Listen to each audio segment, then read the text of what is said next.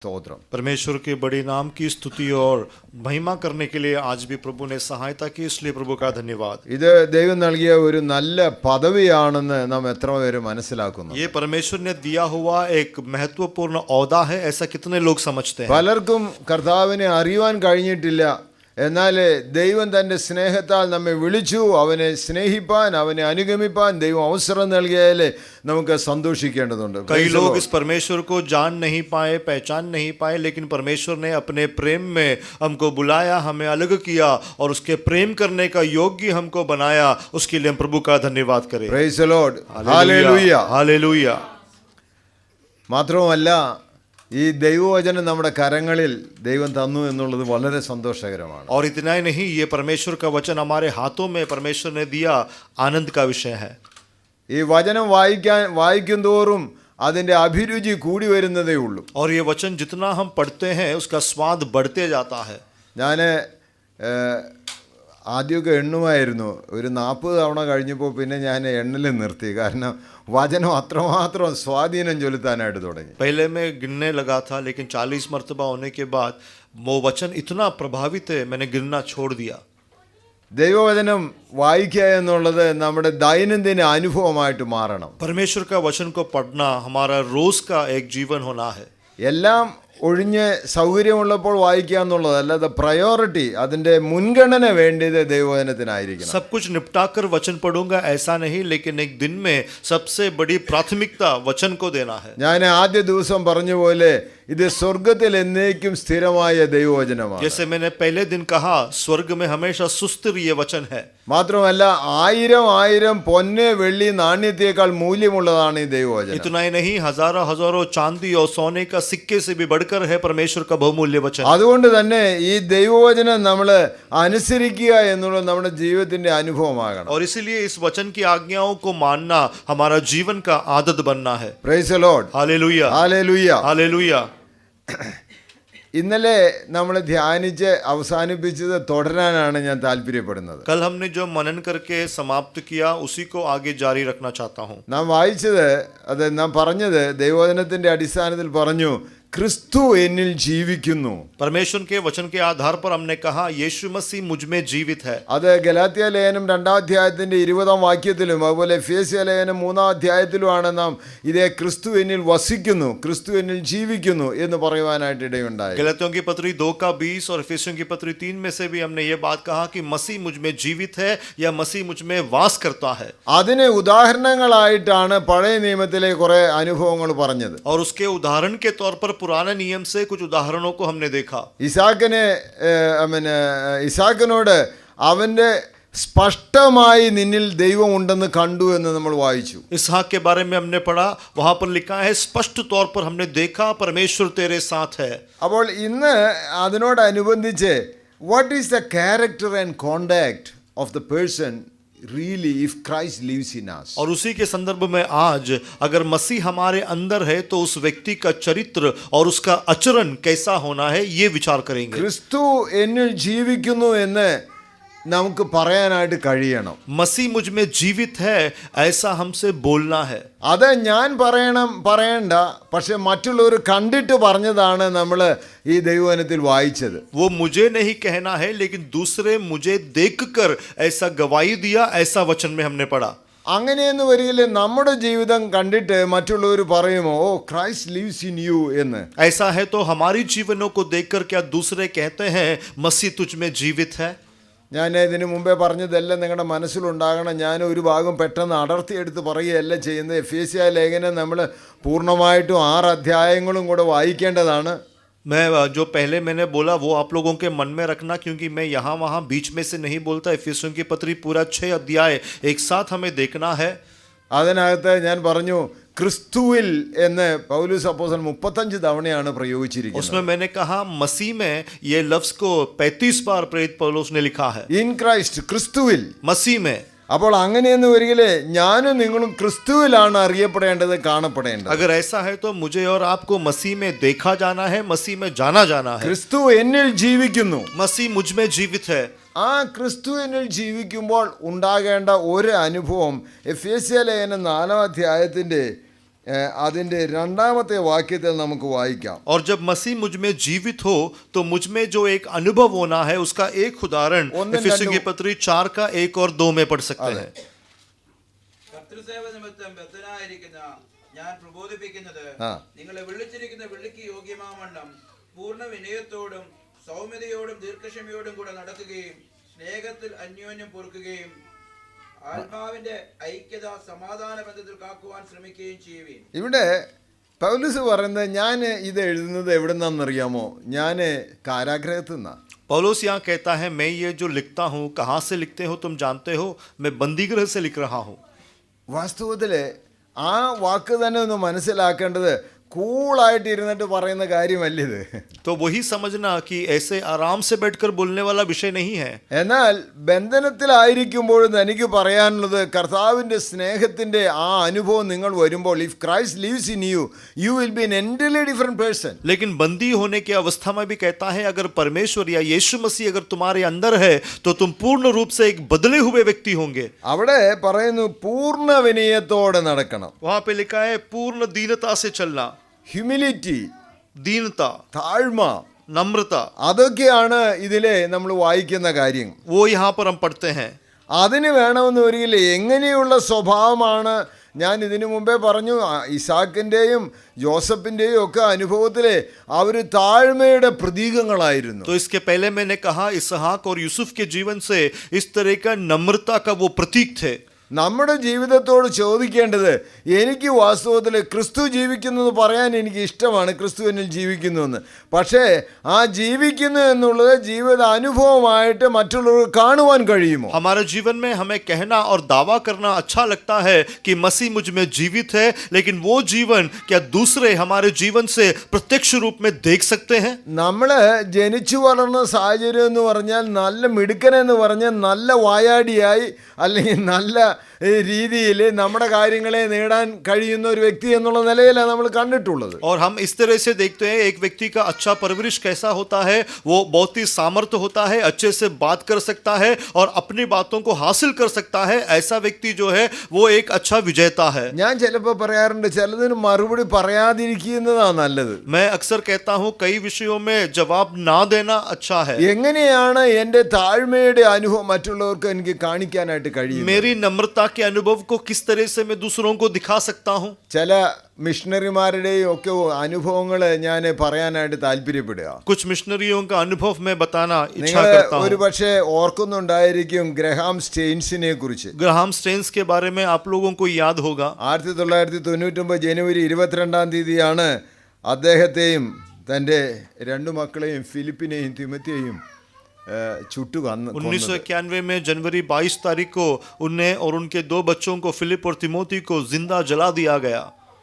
അവരുടെ എല്ലു മാത്രമാണ് ഇത് അവർക്ക് അടക്കുവാനായിട്ട് കിട്ടിയത്. और केवल उनका जो से अवशेष था वो केवल उनकी हड्डियां थी जो दफनाने के लिए मिला.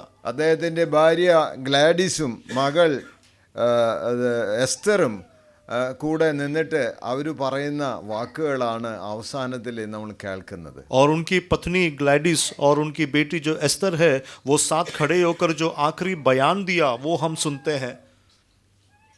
നിങ്ങളുടെ പ്രതികരണം എന്താണ് ഇവരെ കൊന്നവരോടുള്ള പ്രതികരണം എന്ന് ചോദിച്ചപ്പോൾ അവർ പറയുന്നുണ്ട്, ദൈവം അവരോട് ക്ഷമിക്കട്ടെ എന്ന്. उनसे पूछा गया जिन लोगों ने तुम्हारे पति और बच्चों को मार दिया उनके प्रति तुम्हारा प्रतिक्रिया क्या है? उन्होंने कहा परमेश्वर उनको क्षमा करे. പ്രിയമുള്ളവരെ, ഇത് ഒരിക്കലും സാധ്യമല്ല. प्रिय लोगों, ये मुमकिन नहीं है. അവരുടെ വിനയത്തിൻ്റെ താഴ്മയുടെ അനുഭവമാണ് നമ്മൾ വായിക്കുന്നത്. वहाँ पर उनकी दीनता और नम्रता का अनुभव हम पढ़ते हैं. ഞാൻ കഴിഞ്ഞ ദിവസം പറഞ്ഞു, റാണി മേരി മറിയം എന്ന് പറഞ്ഞ പെരുമ്പാവൂരുള്ള ഒരു ഒരു ഒരു ഒരു കന്യാസ്ത്രീ, അവർ പ്രവർത്തിച്ചുകൊണ്ടിരുന്നത് ഇൻഡോറിലാണ്. पिछले दिनों में मैंने कहा एक रानी मरियम बोल के एक व्यक्ति जो इंदौर में काम करती थी, जो एक नन थी. അവരെ യാത്ര ചെയ്യുമ്പോൾ ബസ്സിൽ നിന്ന് പിടിച്ചിറക്കി 52 കുത്തിയിട്ടാണ് അവരെ കൊന്നു കളഞ്ഞത്. वो यात्रा करते समय बस में से उन्हें उतार कर 52 बार उनको चाकू से मारा गया और इस तरह से उनका कत्ल किया गया. എന്നിട്ട് അദ്ദേഹത്തെ ജയിലിൽ അടച്ചു. उस व्यक्ति को जेल में डाला गया। അദ്ദേഹം പറഞ്ഞു ഞാനാ കുത്തി കൊന്നതെന്ന്. उसने कहा मैंने मारा है उसे। അദ്ദേഹം ജയിലിൽ കിടക്കുമ്പോൾ ഇടയ്ക്കിടയ്ക്ക് പോയി വിസിറ്റ് ചെയ്യുകയും അദ്ദേഹത്തോട് സ്നേഹം പങ്കുവെക്കുകയും ചെയ്തത് ഈ മേരി മറിയം എന്ന് പറഞ്ഞവരുടെ സിസ്റ്ററാണ്, ഓൺ സിസ്റ്റർ. और जब वो जेल में था उन्हें बीच बीच में जाके जो भेंट करती थी वो इस मेरी मरियम की अपनी सगी बहन थी। അദ്ദേഹത്തിൻ്റെ 13 വർഷത്തെ ജയിൽവാസം കഴിഞ്ഞ് പുറത്തു വരുമ്പോൾ അവരെ സ്വീകരിച്ചത് ഈ സിസ്റ്ററാണ്. और 13 साल के जेल की शिक्षा के बाद जब वो बाहर आया उस व्यक्ति को स्वीकार करने के लिए भी ये बहन वहाँ थी। നേരെ പെരുമ്പാവൂര് വീട്ടിലോട്ട് അവരോട് പറഞ്ഞു എൻ്റെ കൂടെ വരാനായിട്ട് അവരെ കൊണ്ടുവന്നു. उसने कहा कि आप सीधा पेरुम्बावूर मेरे घर आइए और उनके साथ वो ले आई। ഈ സിസ്റ്റർ, ഈ മരിച്ച സിസ്റ്ററിന്റെ അമ്മ അവരെ സ്വീകരിച്ചു. और इस जो सिस्टर जो जिनका कत्ल हुआ था उन्होंने उनका स्वागत किया, ഭക്ഷണം കൊടുത്തു. खाना दिया എന്നിട്ട് അവരോട് പറഞ്ഞു और उससे कहा നീ എൻ്റെ മകനാണ് കേട്ടോ, तू मेरा बेटा है മാത്രമല്ല നീ ദൈവവൈതലാണ്. और इतना ही नहीं तू परमेश्वर का संतान है ഈ റൂം നിനക്കുള്ളതാണ്. और ये कमरा तुम्हारा है। അദ്ദേഹത്തിൻ്റെ ജീവിതം മുഴുവൻ മാറ്റിമറിച്ചത് ഈ സമീപനമായിരുന്നു. और इस प्रकार की जो प्रतिक्रिया उसको मिला उसके जीवन को बदल दिया। അദ്ദേഹം പൊട്ടിക്കരഞ്ഞുകൊണ്ട് പറഞ്ഞു എനിക്ക് തെറ്റുപറ്റിപ്പോയി, वो रोया और कहा मुझसे गलती हो गई, ഞാൻ കർത്താവിന് വേണ്ടി ജീവിപ്പാൻ എന്നെ ദാ സമർപ്പിക്കുന്നു. मैं मसीह के लिए जीने के लिए समर्पण करता हूँ। ഞാൻ താഴ്മയുടെ ഒരു അനുഭവം പറഞ്ഞതാണ്. मैं नम्रता का एक अनुभव बताया। നമ്മുടെ ജീവിതത്തിലെ മറ്റുള്ളവർ കാണുവാനായിട്ട് ജീവിതത്തിൽ ക്രിസ്തു വസിക്കുന്നു എന്ന് പറയാനായിട്ട് നമുക്ക് കഴിയുമോ എന്ന് ചോദിക്കേണ്ടത്. हमारा जीवन में दूसरे हमारी नम्रता को देखने के लिए यीशु मसीह में जीवित है वो दिखाने के लिए क्या कोई बोल सकता है? ഫിലിപ്പും തിമത്തിയൊന്നും അല്ലെങ്കിൽ ഇത് ഗ്രഹാം സ്റ്റെയിൻസും അവരെല്ലാം ചുട്ടിരിക്കപ്പെട്ടു. ग्राहम स्टेन्स, फिलिप, तिमोथी ये सब जलकर राख हो गए। എന്നാൽ ഇനി മേലാൽ ഇന്ത്യയിലോട്ട് ഞാൻ തിരിച്ചു വരുന്നില്ല എന്നല്ല ഈ പ്രിയ സഹോദരി ഗ്ലാഡിസ് പറഞ്ഞത്. लेकिन ग्लैडिस ने ये नहीं बोला कि मैं अब वापस इंडिया में नहीं जाऊंगी। അവരിപ്പോഴും ഇവിടെ വന്ന് ഒറീസയിൽ വന്ന് പ്രവർത്തിക്കുന്നു. वो आज भी उड़ीसा में आती है, वहाँ सेवकाई करती है। ഇപ്പോഴും കുഷ്ഠരോഗികൾക്ക് മുറിവ് കെട്ടുവാനും അവർക്ക് ആശ്വാസം പകരാനും അവർക്ക് ദൈവസ്നേഹത്തെക്കുറിച്ച് പങ്കുവെപ്പാനും കഴിയുന്നത് ഒരു വലിയ അനുഭവമല്ലേ? और आज भी जिन लोगों को लेप्रेसी हुआ है उन लोगों के साथ उनका जो घाव है उनके घावों पर मलहम लगाने के लिए, उनको ड्रेसिंग करने के लिए, पट्टी बांधने के लिए आज भी वो करती है। മദർ തെരേസയെക്കുറിച്ച് അറിയാത്തവരാരും തന്നെയില്ല. मदर तेरेसा के बारे में अनजान ऐसा कोई नहीं है। 1910 വരെ 1910 മുതൽ 1997 വരെ ഇന്ത്യയിലുണ്ടായിരുന്നു. 1907 तक जो है इंडिया में थी वो അൽബാനിയക്കാരിയാണ്, अल्बेनिया से थी। അല്ലെങ്കിൽ പണ്ടത്തെ നോർത്ത് മാസിഡോണിയക്കാരിയാണ്. नॉर्थ मैसेडोनिया जो पहले जाना जाता था। അവരെ വാസ്തവത്തിൽ കത്തോലിക്ക സഭ അവരോട് പറഞ്ഞു ഈ പരിപാടിക്ക് ഇവിടെ വേണ്ടെന്ന് പറഞ്ഞ് ഉപേക്ഷിച്ചതാണ്. और जो नामधारी कलीसिया है, कैथोलिक कलीसिया, उस कलीसिया ने कहा तुम जो करते हो या नहीं कर सकते, ऐसे उनका तिरस्कार किया। എന്നാൽ എനിക്ക് ദൈവം തന്ന ദർശനമാണ് പാവങ്ങളെ സഹായിക്കുക എന്നുള്ളത്. लेकिन उसने कहा कि परमेश्वर ने मुझे दिया हुआ दर्शन है गरीबों को और ऐसे लोगों की मदद सहायता करें। കൽക്കട്ടയിൽ ചെല്ലുമ്പോൾ മദറിന്റെ വീട് നിങ്ങളൊന്ന് പോയി കണ്ടാൽ കൊള്ളാം. कलकत्ता में अगर आप जाते हो तो उनका घर जाकर देखोगे तो अच्छा होगा। അവരെ സ്ഥിരമായിട്ട് കിടന്നുകൊണ്ടിരുന്നത് ഒരു മരക്കട്ടിലാണ്. और वो हमेशा जो यहाँ लेटती थी वो एक ऐसे पलंग पर लेटती थी। അവരുടെ താഴ്മയും വിനയവുമാണ് അവരെ ദൈവസന്നിധിയിൽ ഏറ്റവും ഉയർത്തുവാൻ കാര്യമായത്. उनकी दीनता और नम्रता है जो परमेश्वर के सामने उनको इतना ऊंचा पद दिया। ഒരവസരത്തിൽ അവരുടെ ഫണ്ടൊന്നുമില്ല, ഇങ്ങനെയാണ് ഈ പാവങ്ങളെ തൻ്റെ അന്തേവാസികളെ പോറ്റുക എന്നറിയില്ല. एक समय में उनके पास बिल्कुल भी कोई पैसा नहीं था, तो उस समय में उनके जो इनमेट से वहाँ के जो लोग हैं उनको कैसे खिलाएंगे? അവരെ ധനികനായ ഒരു മനുഷ്യനോട് ഞങ്ങളെ ഒന്ന് സഹായിക്കണമെന്ന് പറഞ്ഞു. एक रईस व्यक्ति से उन्होंने कहा हमारी मदद करे। അദ്ദേഹം ഇവരുടെ മുഖത്തോട്ട് ഒരു ഒറ്റ തുപ്പ് കൊടുത്തു വെച്ച് പറഞ്ഞു ഈ പരിപാടിക്കാണോ ഇവിടെ വന്നതെന്നും പറഞ്ഞ്. और उन्होंने उस व्यक्ति ने उसके मुंह के ऊपर थूका और कहा कि इसके लिए तुम यहाँ आई हो। തൻ്റെ സാരി തുമ്പുകൊണ്ട് അത് തുടച്ചു. अपने साड़ी से उसने उस थूक को पोंछ दिया। എന്നിട്ട് അവർ പറഞ്ഞു താങ്ക് യു, നിങ്ങളുടെ ഗിഫ്റ്റിന് പ്രത്യേകം നന്ദി. और उन्होंने कहा धन्यवाद, आपका जो गिफ्ट है, तोहफा है, उसके लिए धन्यवाद। ഇനി എൻ്റെ അന്തേവാസികൾക്കുള്ള തരണം. अब मेरे जो इनमेट से उनके लिए कुछ देना। അദ്ദേഹത്തിൻ്റെ ജീവിതത്തിൽ ഇന്നേ വരെ കാണാത്തൊരു അനുഭവമായിരുന്നു അത്. उनके जीवन में अभी तक नहीं देखा ऐसा एक अनुभव था। അതിനുശേഷം പുള്ളിയാണ് ഈ അന്തേവാസികൾക്കുള്ള എല്ലാം കൊടുക്കാൻ തയ്യാറായത്. और उसके बाद वहाँ के सारे इनमेट्स की जो भी जरूरत था वो सब देने के लिए ये व्यक्ति तैयार हुआ। നമ്മുടെ മുഖത്ത് ആരെങ്കിലും അറിയാതെ തുപ്പി മുഖത്ത് വീണാൽ നമ്മൾ അവരെ ശരിക്ക് ചുട്ടിരിക്കും. हमारे मुंह में गलती से किसी का थूक गिर जाए तो हम उसको जला देंगे। എന്നാൽ മദർ തെരേസ ആ ഹ്യൂമിലിറ്റിയെ പറയാനാ ഞാൻ. लेकिन मदर तेरेसा उनकी नम्रता के बारे में कहने के लिए യേശു കർത്താവ് എന്താ കാണിച്ചത്, എന്താ പറഞ്ഞത്? यीशु मसीह ने क्या किया, क्या बोला? മത്തായി സുവിശേഷം 11-ാം അധ്യായത്തിലെ मत्ती 11 അവിടെ പ്രത്യേകിച്ച് പറയുന്നുണ്ട്, ഞാൻ താഴ്മയും വിനയം ഉള്ളവനാകിയാൽ. मैं दीन और नम्र हो इसलिए 11-ന്റെ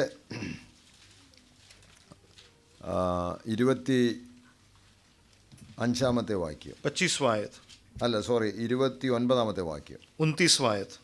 Take my yoke upon you and learn from me, for I am gentle and lowly in heart, and you will find rest for your souls. ഞാൻ സൗമ്യതയും താഴ്മയും ഉള്ളവനാകിയാൽ എന്റെ മുഖമേറ്റുകൊണ്ട് എന്നോട് പഠിക്കുവീൻ. ഞാൻ താഴ്മയും വിനയമുള്ളവനും. നമ്മുടെ മലയാള ഭാഷയിൽ ഒരു വാക്ക്, പ്രധാനപ്പെട്ട വാക്ക് വിട്ടുപോയി. वहां पर लिखा है कि मैं दीन और नम्र हूँ। मलयालम के अनुवाद में एक बात नहीं है। meek in heart.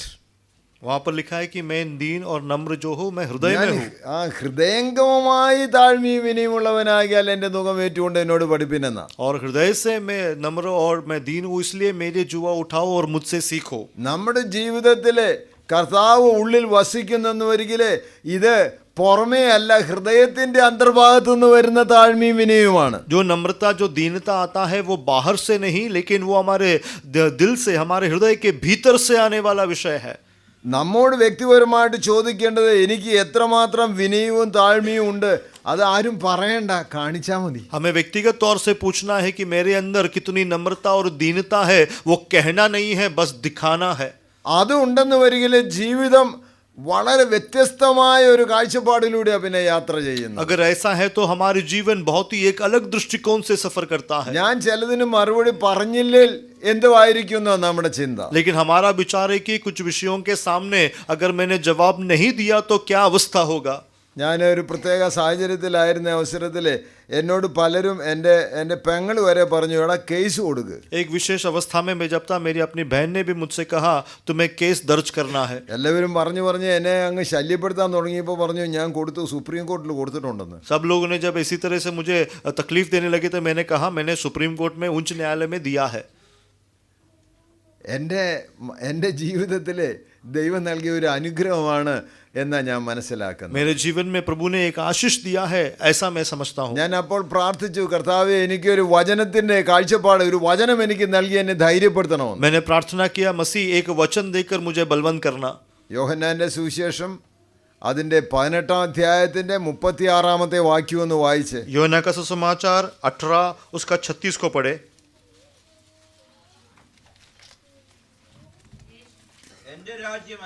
എന്റെ രാജ്യം ഐഹികമല്ല. My kingdom is not of this world. मेरा राज्य इस संसार का नहीं है। നമ്മള് എന്താ ചെയ്യുന്നത്?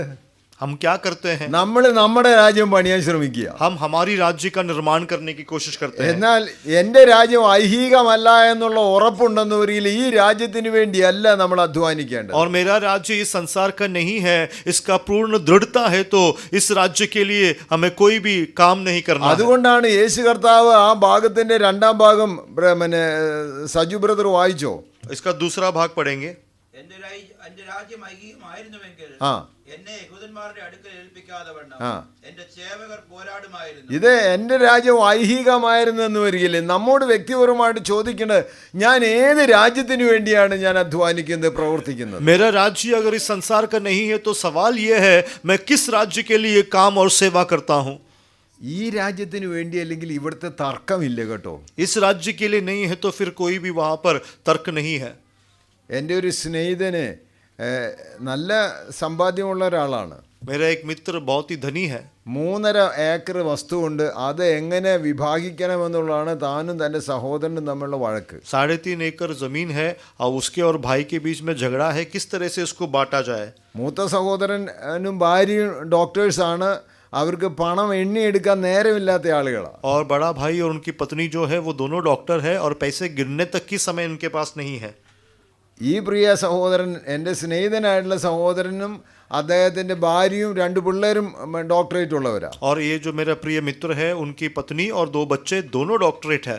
പുള്ളി ഈ ആർക്കിടെക്ചർ എഞ്ചിനീയറാണ്. പുള്ളി പറഞ്ഞു ഞാൻ ഒരു വര ഇങ്ങനെ വരച്ചാൽ 50,000 രൂപയെ മേടിക്കുള്ളൂ എന്ന്. और वो भी एक आर्किटेक्चर है. वो कहते हैं कि अगर मैं एक लकीर भी खींच लूँ तो मैं 50,000 लेता हूँ. പുള്ളി പറഞ്ഞു ഞാൻ സൂപ്പർ ടാക്സ് കൊടുക്കുന്നയാളാണ്. उन्होंने कहा कि मैं सुपर टैक्स देने वाला व्यक्ति हूँ. എന്നെ കണ്ടാൽ എപ്പോഴും പറയും സാറേ ഞാൻ കള്ളനാണെന്ന്. और मुझे देखेंगे तो हमेशा कहते हैं कि आप चोर है. ഞാൻ ചോദിച്ചു എന്നാ കള്ളൻ എന്ന് പറയാൻ. तो मैं पूछा क्यों आप चोर बोलते हो? കർത്താവിന് കൊടുക്കേണ്ടത് കൊടുക്കുന്നില്ല, അതാ കള്ളത്തരം. कि मसीह को जो देना है वो नहीं देता, ये आपका चोरी है. ഞാനിത് പറഞ്ഞതിൻ്റെ താല്പര്യം ഇവർ തമ്മിലുള്ള വഴക്ക് ഭയങ്കര പ്രയാസമായി. कहने का तात्पर्य इन दोनों के बीच में जो झगड़ा है वो बहुत मुश्किल हो गया. എന്നെ ദൈവം ആശ്വസിപ്പിച്ച് വചനം ഞാൻ പുള്ളിക്കാരനായിട്ട് പങ്കുവെച്ചു. और मुझे जो प्रभु ने वचन दिया था वो वचन मैंने उनसे बांटा. ഈ രാജ്യത്തിന് വേണ്ടിയല്ല സുഹൃത്തെ നിങ്ങൾ അധ്വാനിക്കേണ്ടത്, ഇതിനു വേണ്ടിയല്ല നിങ്ങൾ പ്രയത്നിക്കേണ്ടത്, ഇത് കിട്ടാൻ വേണ്ടിയല്ല വഴക്കുണ്ടാക്കേണ്ടതെന്ന്. मित्र, इस राज्य के लिए तुमको प्रयत्न नहीं करना है, यत्न नहीं करना है. इस राज्य के लिए तुमको झगड़ा और बहस नहीं करना है. മൂത്ത സഹോദരൻ ഡോക്ടർ ജോർജിനോട് പറഞ്ഞു ചേട്ടായി ഏത് വേണമെങ്കിലും എടുത്തോ, ബാക്കി എനിക്ക് തന്നാൽ മതി, എനിക്ക് വഴക്കില്ലെന്ന്. बड़े भाई जॉर्ज से जाके कहा भाई आपको जो चाहिए आप ले लो, जो थोड़ा है जो बचता है वो मुझे दे दो. പുള്ളിക്കാരന് ഭയങ്കര അത്ഭുതം. और उन्हें बहुत अद्भुत लगा. പുള്ളിക്കാരൻ നല്ലതായിട്ടുള്ള കുറേ സ്ഥലം എടുത്തേച്ച് ബാക്കി ഇദ്ദേഹത്തിന് കൊടുത്തു. उन्होंने तो जो अच्छी ज़मीन थी वो ले लिया और बाकी इस भाई को दे दिया. അദ്ദേഹവും വീട് വെച്ചു.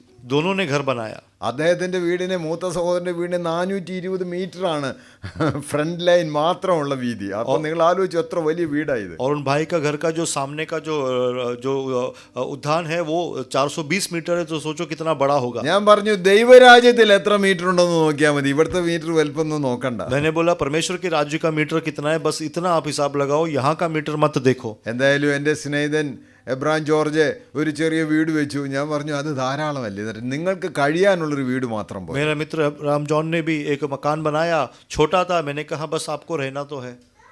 ചേട്ടായി എടുത്തതിനകത്ത് ഇലക്ട്രിക് ലൈൻ ഇല്ലാത്ത ഇത് 11 kg ലൈൻ പോകുന്ന ഇതാണ് ഇദ്ദേഹത്തിന് അനുജന് കൊടുത്തത്. और भाई ने जो लिया था वहाँ से कोई इलेक्ट्रिक लाइन नहीं जाता, लेकिन जो छोटे भाई को दिया उनका जो ज़मीन है उसके ऊपर से इलेक्ट्रिक लाइन 11 kV का इलेक्ट्रिक लाइन चलता है. എന്നാൽ എബ്രാം ജോർജിൻ്റെ ഭാര്യ ഇലക്ട്രിസിറ്റി ബോർഡിലെ വർക്ക് ചെയ്യുന്നെന്നുള്ള ചേട്ടായി മറന്നുപോയി. लेकिन अब्राहम जॉर्ज की पत्नी इलेक्ट्रिसिटी बोर्ड में काम करती है, ये वो भूल गया. എക്സിക്യൂട്ടീവ് എഞ്ചിനീയർ ഒരു കത്ത് കൊടുത്തു, എൻ്റെ പറമ്പിൽ കൂടെ പോകുന്ന ഈ ലൈൻ മാറ്റി തരണമെന്ന്. ഉടനെ മാറ്റി കൊടുത്തു. उन्होंने एक लेटर दिया कि मेरे ज़मीन के ऊपर से जो ये केबल जाता है उसको आप बदल दो. और इमीडिएटली वो एग्जीक्यूटिव इंजीनियर ने എനിക്ക് उसका डाल दिया. പറയാനുള്ളത് നിങ്ങൾ ദൈവത്തിന് വേണ്ടി ജീവിക്കുമെങ്കിൽ, ക്രിസ്തു നിന്നിൽ വസിക്കുന്നു എങ്കിൽ, मुझे जो कहना है अगर मसीह तुम्हारे अंदर जीवित है, താഴ്മയോടെ വിനയത്തോടെ സഹിഷ്ണുതയോടെ കാര്യങ്ങളെ നേരിടുവാൻ കഴിയും. दीनता से, नम्रता से और धीरज से कार्यों का सामना कर सकते हैं. സദൃശ്യവാക്യങ്ങൾ 22-ന്റെ 4-ാമത്തെ വാക്യം ഒന്ന് വായിച്ച്. नीति वचन 22 का 4. By humility and the fear of the Lord ആ, are riches and honor and life. Praise the Lord. വായിച്ചോ. താഴ്മയ്ക്കും യഹോവ ഭക്തിക്കുമുള്ള പ്രതിഫലം ധനവും മാനവും ജീവനും. नम्रता और यहोवा के भय मानने का फल धन, महिमा और जीवन होता है. അപ്പോൾ നമ്മൾ വിചാരിക്കും അയ്യോ എല്ലാം വിട്ടുകൊടുത്താൽ എൻ്റെ കാര്യം എങ്ങനെയാണ് നടക്കുക. हम सोचेंगे अगर सब छोड़कर देंगे तो मेरा काम कैसे होगा. ദൈവം പറയുന്നത് പരമേശ്വർ നീ താഴ്മയോടെ വിനയത്തോടെ നിൽക്കുന്നു വരികിലെ ധനവും മാനവും എല്ലാം ഞാൻ എനിക്ക് തരാൻ തയ്യാറാ. परमेश्वर कहता है दीनता और नम्रता से अगर तू खड़ा होगा तो धन, मान, प्रसिद्धि मैं सबको देने के लिए तैयार हूँ. നമുക്ക് ദൈവസേനയിൽ ഏൽപ്പിച്ചു കൊടുത്തുകൊണ്ട് കർത്താവ് അങ്ങനെ എന്നിൽ വസിക്കണം, ഈ താഴ്മയുള്ളവനായി തന്നെ ജീവിപ്പാൻ ഞാൻ എന്നെ സമർപ്പിക്കുന്നു എന്ന് പറയാനായിട്ട് കഴിയുമോ? क्या हम परमेश्वर से कह सकते हैं मसीह आप मेरे अंदर वास करना, इस तरह से नम्रता के साथ धीरज और दीनता से मैं जीना चाहता हूँ. Put on the humility. परमेश्वर की नम्रता को पहन ले. താഴ്മയാൽ നമ്മെ തന്നെ കെട്ടിക്കൊള്ളുവിൻ എന്നാണ് നമ്മൾ പത്രോസിന്റെ 1-ാം ലേഖനം അതിന്റെ 5-ാം അധ്യായത്തിന്റെ 5-ാം വാക്യത്തിൽ വായിക്കുന്നത്. पहला पत्रोस 5:5 में पढ़ते हैं कि नम्रता को हम अपने को बांध ले अपने कमर में, Tie yourself with humility. और अपने कमर में उसको बांध ले नम्रता को. ഞാൻ അതിനെ ഇങ്ങനെ ചിത്രീകരിക്കുക. मैं उसके लिए ऐसा मैं उसका चित्रण करता हूँ. എന്നെ ഇങ്ങനെ താഴ്മയാൽ കെട്ടിയാൽ अगर मुझे नम्रता से बांध दिया जाए, എൻ്റെ 2 കൈ കൊണ്ടും പിന്നെ എനിക്ക് വല്ലതും ചെയ്യാൻ കഴിയുമോ? मेरे दोनों हाथों से क्या मैं कुछ कर सकता हूँ?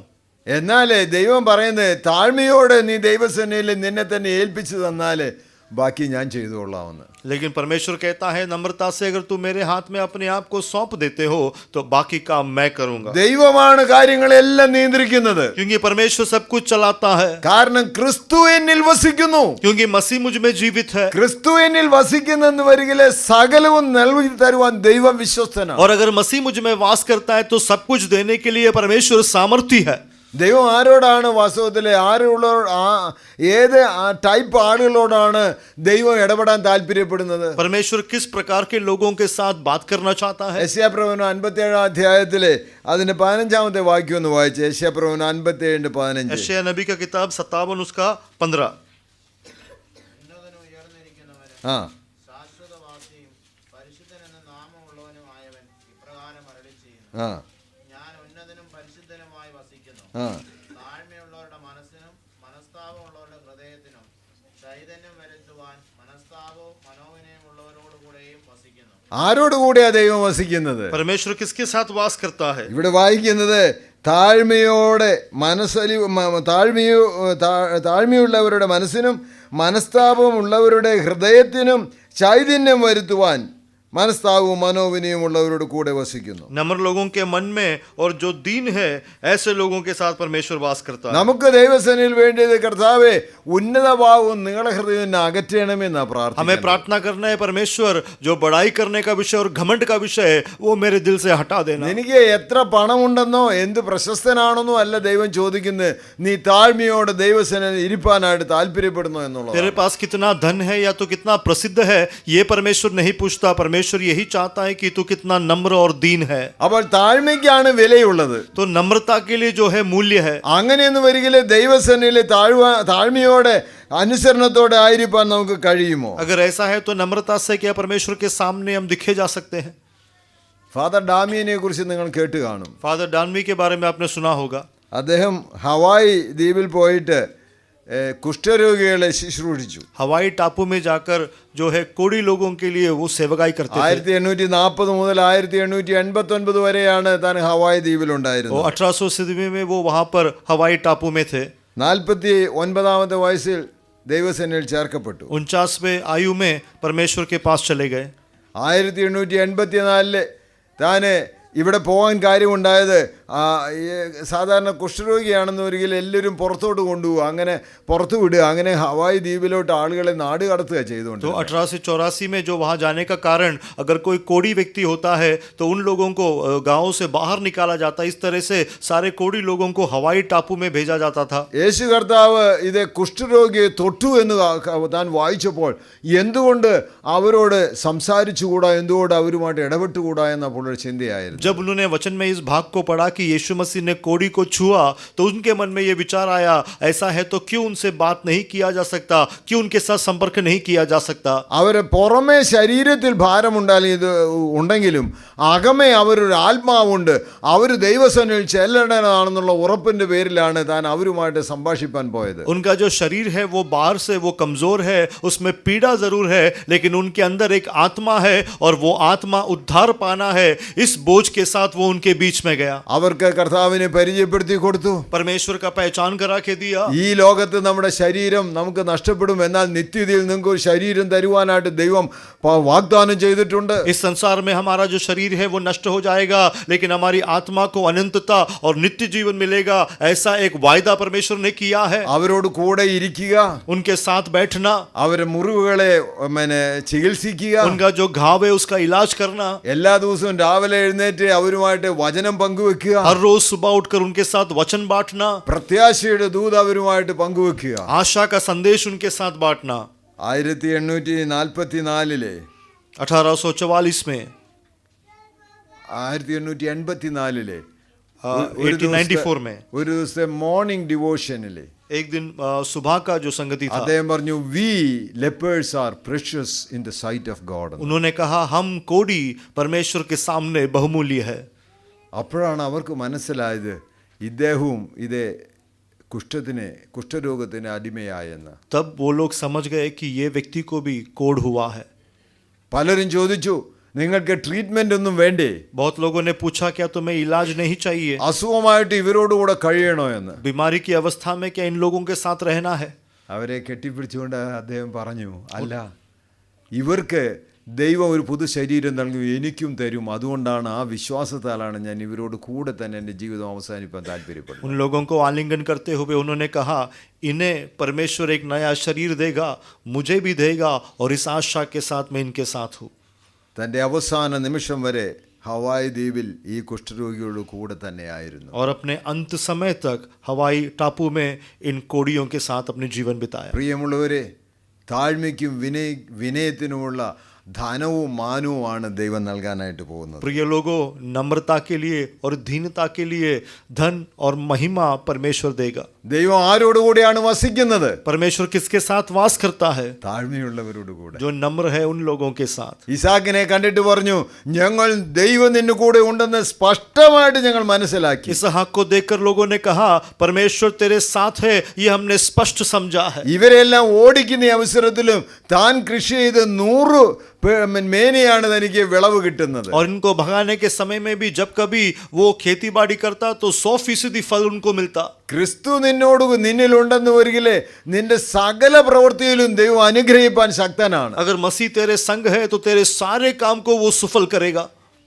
നമുക്ക് വാസ്തവത്തിൽ ആ കർത്താവിനെ അനുഗമിപ്പാനായിട്ട് സമർപ്പിച്ചു കൊടുക്കാമോ? सचमुच उस परमेश्वर का अनुकरण करने के लिए क्या हम समर्पण कर सकते हैं? ഒത്തിരി കോംപ്ലിക്കേറ്റഡ് ആയിട്ട് ഒന്നും ഇതിനെ ചിന്തിക്കേണ്ട. बहुत जटिला विषय इसको नहीं ദൈവം समझना. ചോദിക്കുന്നത് വളരെ കോംപ്ലിക്കേറ്റഡ് ആയിട്ടുള്ള വിഷയമല്ല. परमेश्वर जो पूछ रहा है वो बहुत ही जटिल विषय नहीं है. നേരെ തിരിച്ച് ദൈവം പറയുന്നത്, നീ എനിക്ക് എന്നെ പൂർണ്ണമായിട്ടും അനുസരിക്കാമോ എന്നുള്ളത്. लेकिन उसके एवज में परमेश्वर पूछता है, क्या पूर्ण रूप से तू मेरा अनुकरण कर सकता है, आज्ञा मान सकता है? മീകാ പ്രവാചകൻ പറഞ്ഞ വാക്കൊന്ന് വായിച്ചതിന് ശേഷം നമുക്ക് അടുത്ത കാര്യം ചിന്തിക്കാം. मीका नबी ने जो कहा उस पर गौर करेंगे, उसके बाद अगला विषय में आएंगे. 6-ാം അധ്യായത്തിന്റെ 8-ാം വാക്യം ഒന്ന് വായിച്ചേ. 6:8. മനുഷ്യ നല്ലതെന്തെന്ന് അവൻ നിനക്ക് കാണിച്ചു തന്നിരിക്കുന്നു. ആ ന്യായം പ്രവർത്തിക്കുവാനും ആ ദയാതൽപരനായിരിക്കുവാനും ആ നിന്റെ ദൈവത്തിന്റെ സന്നിധിയിൽ താഴ്മയോടെ നടക്കുവാനുമല്ലാതെ എന്താകുന്നു യഹോവ നിന്നോട് ചോദിക്കുന്നത്? എന്താ ദൈവം നിന്നോട് ചോദിക്കുന്നത്? परमेश्वर तुझसे क्या मांगता है?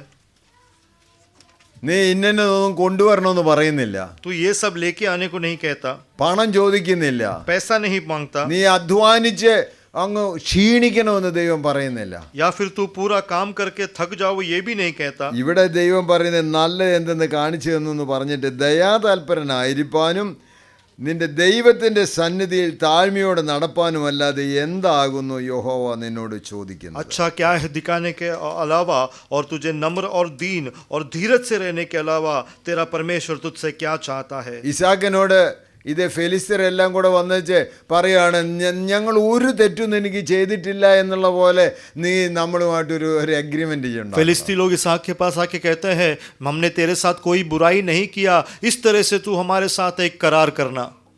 ഇസാക്ക് അവർക്ക് വിരുന്നൊരുക്കി.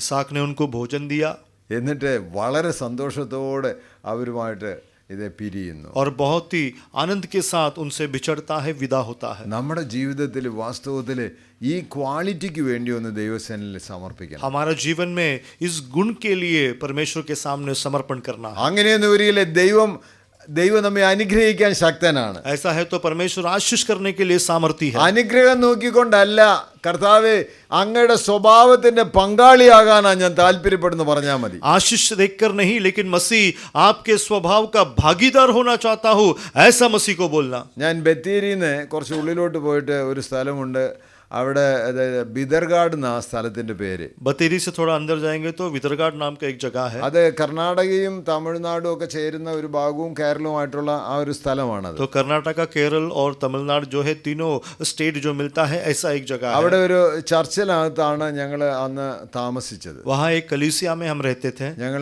2 ആഴ്ചത്തോളം അവിടെ താമസിച്ച് അവിടെ ട്രാക്ട് കൊടുക്കുകയും ഓപ്പൺ എയർ മീറ്റിംഗ് നടത്തുകയൊക്കെയായി ചെയ്തുകൊണ്ടിരുന്നു. 2 हफ्ते हम वहाँ रहे, वहाँ पर हमने पर्ची दिया और ओपन एयर मीटिंग्स की. അപ്പോൾ ഈ പാസ്റ്ററിൻ്റെ ബൈക്ക് എന്നും പുത്തൻ, ഇത് ഷോറൂം കണ്ടീഷനിലാണ് എപ്പോഴും പുത്തനായിട്ട് കാണുന്നത്. और ये वहाँ का पासवान का जो बाइक है, हमेशा शोरूम से निकला हुआ गाड़ी के जैसा, नया जैसा होता है.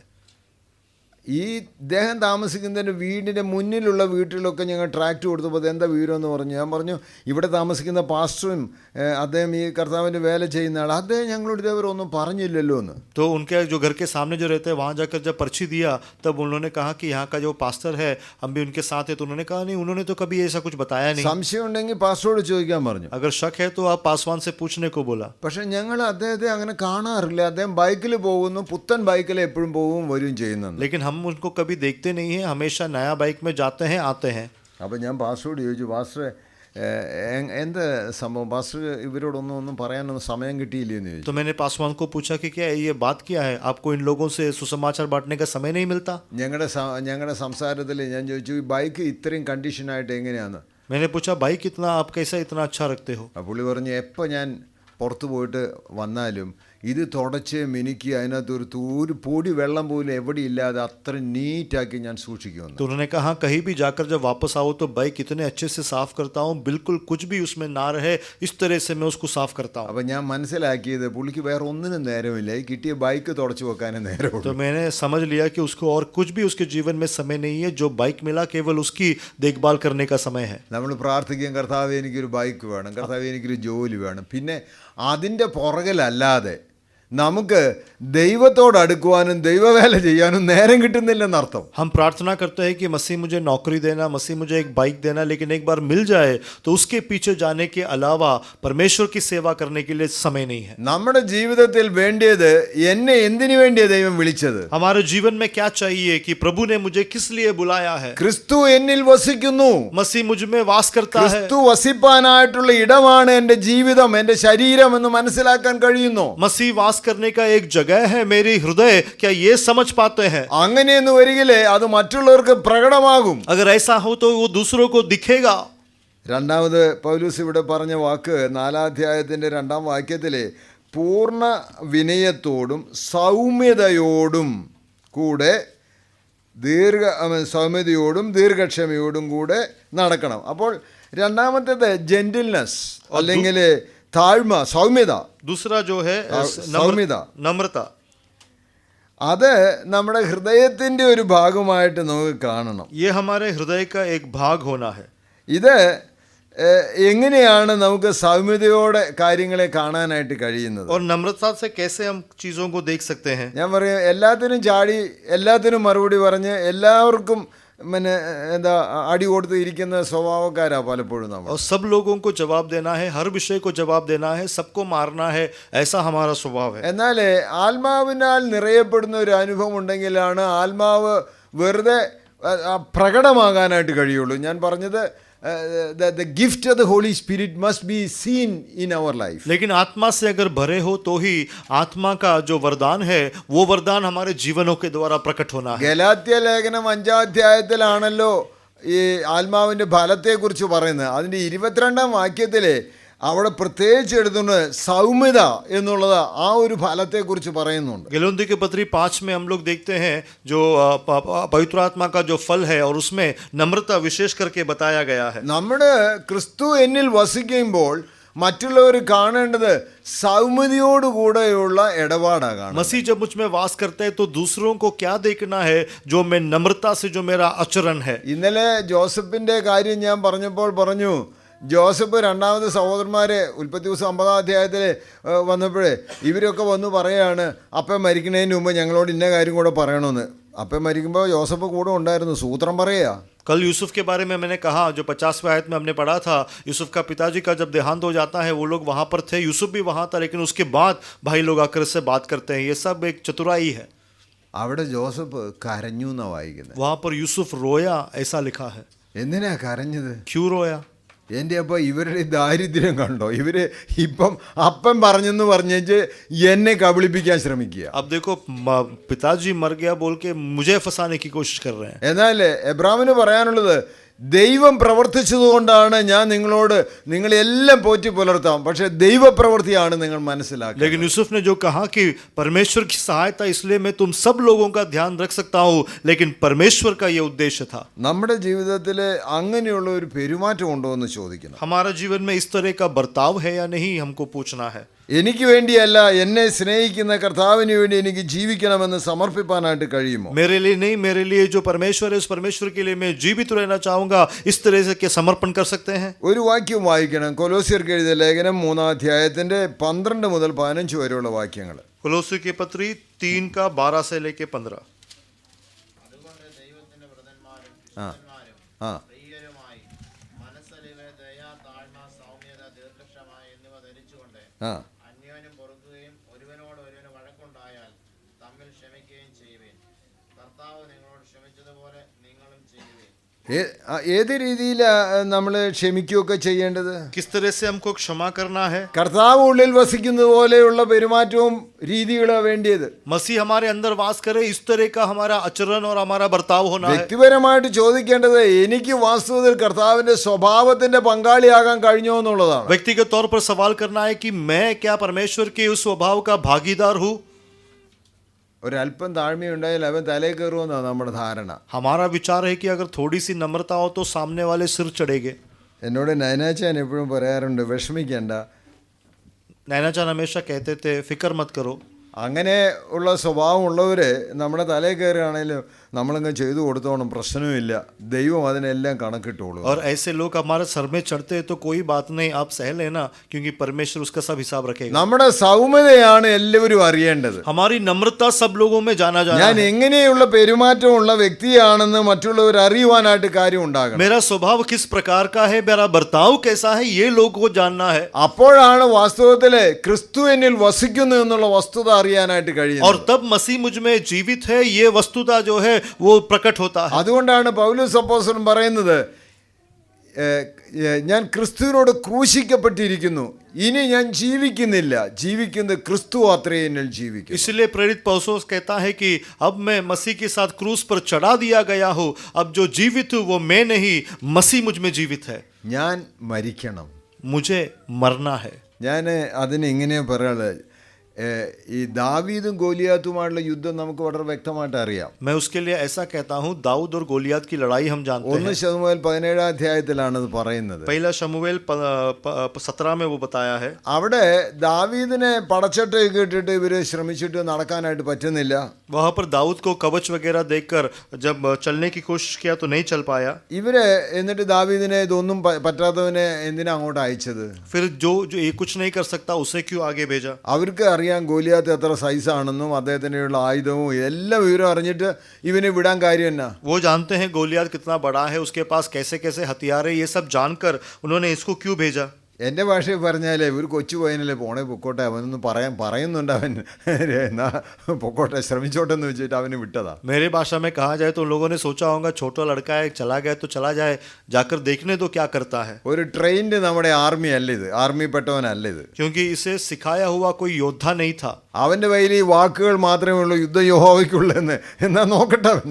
उसके पास तो केवल ये बात करने की सामर्थ्य है और परमेश्वर उसकी लड़ाई लड़ता है. ठीक है, देखते हैं क्या होता है. എന്നാൽ ദാവീദിനെ ഞാൻ പോയി യുദ്ധം ചെയ്ത് തിരിച്ചു വരും, ദാവീദിന് വല്ല ബോധമുണ്ടോ? लेकिन दाऊद को क्या कोई ये विवेक था कि मैं जाकर लड़ाई करके वापस आऊंगा? ഞാൻ മനസ്സിലാക്കുന്നത് ദാവീദ് പൂർണ്ണമായിട്ട് മരിക്കുക എന്നുള്ള ഏക ലക്ഷ്യത്തോടു കൂടിയാണ് പോകുന്നത്. मैं समझता हूँ दाऊद पूर्ण रूप से मरने के लिए समर्पित होकर चला गया. നമ്മുടെ ജീവിതത്തിൽ നാം പൂർണ്ണമായിട്ട് സമർപ്പിച്ചു കൊടുത്താൽ ദൈവം പ്രവർത്തിക്കുന്നത് കാണാൻ കഴിയും. हमारे जीवन में भी पूर्ण रूप से अगर हम समर्पण करेंगे तो परमेश्वर के कार्य हम देख पाएंगे. നിങ്ങൾക്ക് രസകരമായ ഒരു ഭാഗം ഞാൻ വായിക്കാം. एक बहुत ही रसीला भाग में पढ़ता हूँ. അത് നിങ്ങൾ സംഖ്യാപുസ്തകം 14-ാം അധ്യായം,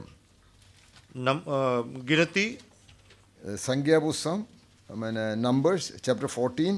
14. അവിടെ ഇസ്രായേൽ ജനത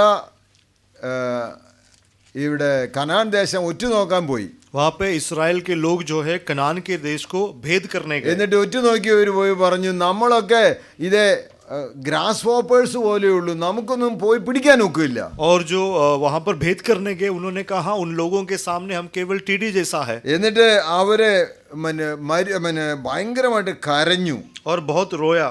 എന്നിട്ട് പറഞ്ഞു, നമുക്ക് പോകാൻ പറ്റൂല, നമുക്ക് തിരിച്ചു പോകാം. और कहा हम जा नहीं सकते, हम वापस घूम कर जाएंगे. 14-ാം അധ്യായം 1-ാം വാക്യം, അപ്പോൾ സഭയൊക്കെയും ഉറക്കെ നിലവിളിച്ചു, ജനം രാത്രി മുഴുവനും കരഞ്ഞു. 14 सारी मंडली जो है चिल्ला उठी और रात भर वह रोने लगे. അവര് പറഞ്ഞ്, ഞങ്ങളും ഞങ്ങളുടെ മക്കളും ഒക്കെ ഇവിടെ മരിക്കേണ്ടതിന് വേണ്ടി എന്തിനാ കൊണ്ടുവന്നേ? उन्होंने बुड़बुड़ाया कि तुमने हमें और हमारे बच्चों को मरने के लिए यहाँ क्यों लाया है. അവിടെയാണ് നമ്മൾ വായിക്കുന്നത് ഇത് കാലേബും യോശുവയും മാത്രമാണ് അല്ല ദൈവത്തിന് പ്രവർത്തിപ്പാൻ കഴിയുമെന്ന് പറഞ്ഞത്. वहां पर केवल कालेब और जोशुआ को हम देखते हैं जिन्होंने कहा परमेश्वर कार्य कर सकता है. ഇത്രയും അറിഞ്ഞിട്ട് ഇനി നിങ്ങൾ അതിന്റെ 37-ാമത്തെ വാക്യവും 38-ാമത്തെ വാക്യവും വായിക്കും. अब ये सब जानकर उसका 37 और 38 को पढ़े.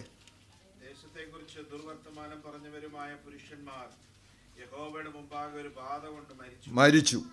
എന്നാൽ ദേശം ഉറ്റുനോക്കുവാൻ പോയ പുരുഷാരത്തിൽ നൂന്റെ മകൻ യോശുവയും യെഫുന്നയുടെ മകൻ കാലേബും മരിച്ചില്ല.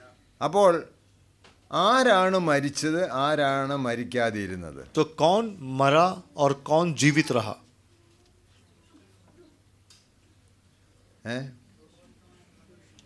ദുർവർത്തമാനം പറഞ്ഞവരാണ് മരിച്ചത്. तो जिन्होंने वहां पर बेइज्जती की या नामधराई किया वो लोग मर गए. എൻ്റെ ഭാഷയിൽ പറഞ്ഞാൽ ജീവിപ്പാൻ താല്പര്യമുള്ളവരാ മരിച്ചത്, മരിക്കാൻ ഏൽപ്പിച്ചു കൊടുത്തവരാ ജീവിച്ചത്. तो मेरे भाषा में अगर मैं बोलूं, जो जीने की इच्छा रखते थे वो मर गए और जो मरने की चाहत रखते थे वो जीवित बचे. കാര്യം മനസ്സിലായോ? समझ में आया? മറ്റവരെ പറഞ്ഞത് എന്താണ്, ഞങ്ങൾ എന്തിനാ മരിക്കാനായിട്ട് ഇങ്ങോട്ട് കൊണ്ടുവന്നതെന്ന് പറഞ്ഞ് അവരാണ് വാസ്തവത്തിൽ മരിച്ചത്. दूसरों ने क्या कहा था कि हमें मरने के लिए यहाँ क्यों लेकर आया, जिन्होंने ये बयान दिया वो मर गए. എന്നാൽ യെഫുന്നയുടെ മകൻ കാലേബും അതുപോലെ തന്നെ നൂന്റെ മകൻ യോശുവയും പറഞ്ഞത്, ഞങ്ങൾ മരിക്കാൻ തയ്യാറാ, എൻ്റെ ദൈവം വിടുവിക്കാൻ ശക്തനെങ്കിൽ മതി, അല്ലെങ്കിൽ വേണ്ട മരിച്ചോട്ടെ. लेकिन कालेब और योशुआ ने क्या कहा, हमारा परमेश्वर छुड़ाने के लिए सामर्थ्य है और अगर नहीं भी होता है तो कोई बात नहीं. മരിക്കാൻ ഏൽപ്പിച്ചു കൊടുത്തവർ ജീവിച്ചു, ജീവിക്കാൻ താല്പര്യപ്പെട്ടവർ മരിച്ചുപോയി. मरने के लिए जिन्होंने समर्पण किया वो जीवित रहे और जो जीना चाहते थे वो मर गए. നമ്മുടെ ജീവിതത്തോട് നമ്മോട് ചോദിക്കേണ്ടത്, നാം ഏതിനാ താല്പര്യമുള്ളത്? हमारे जीवन में ये सवाल करना कि हमारी इच्छा क्या है, पसंद क्या है. നമ്മുടെ താല്പര്യം മുഴുവൻ ഇവിടെ ജീവിക്കണമെന്നുള്ള. हमारी पसंद पूरा यहाँ जीना है. എത്ര നാൾ ജീവിക്കണം? कब तक जीना है?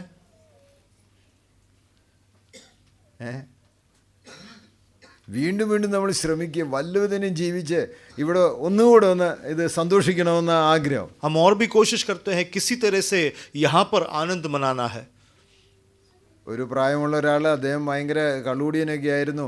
അദ്ദേഹം തീരെ അവശനായിട്ട് ഹോസ്പിറ്റലിൽ കിടക്കുക.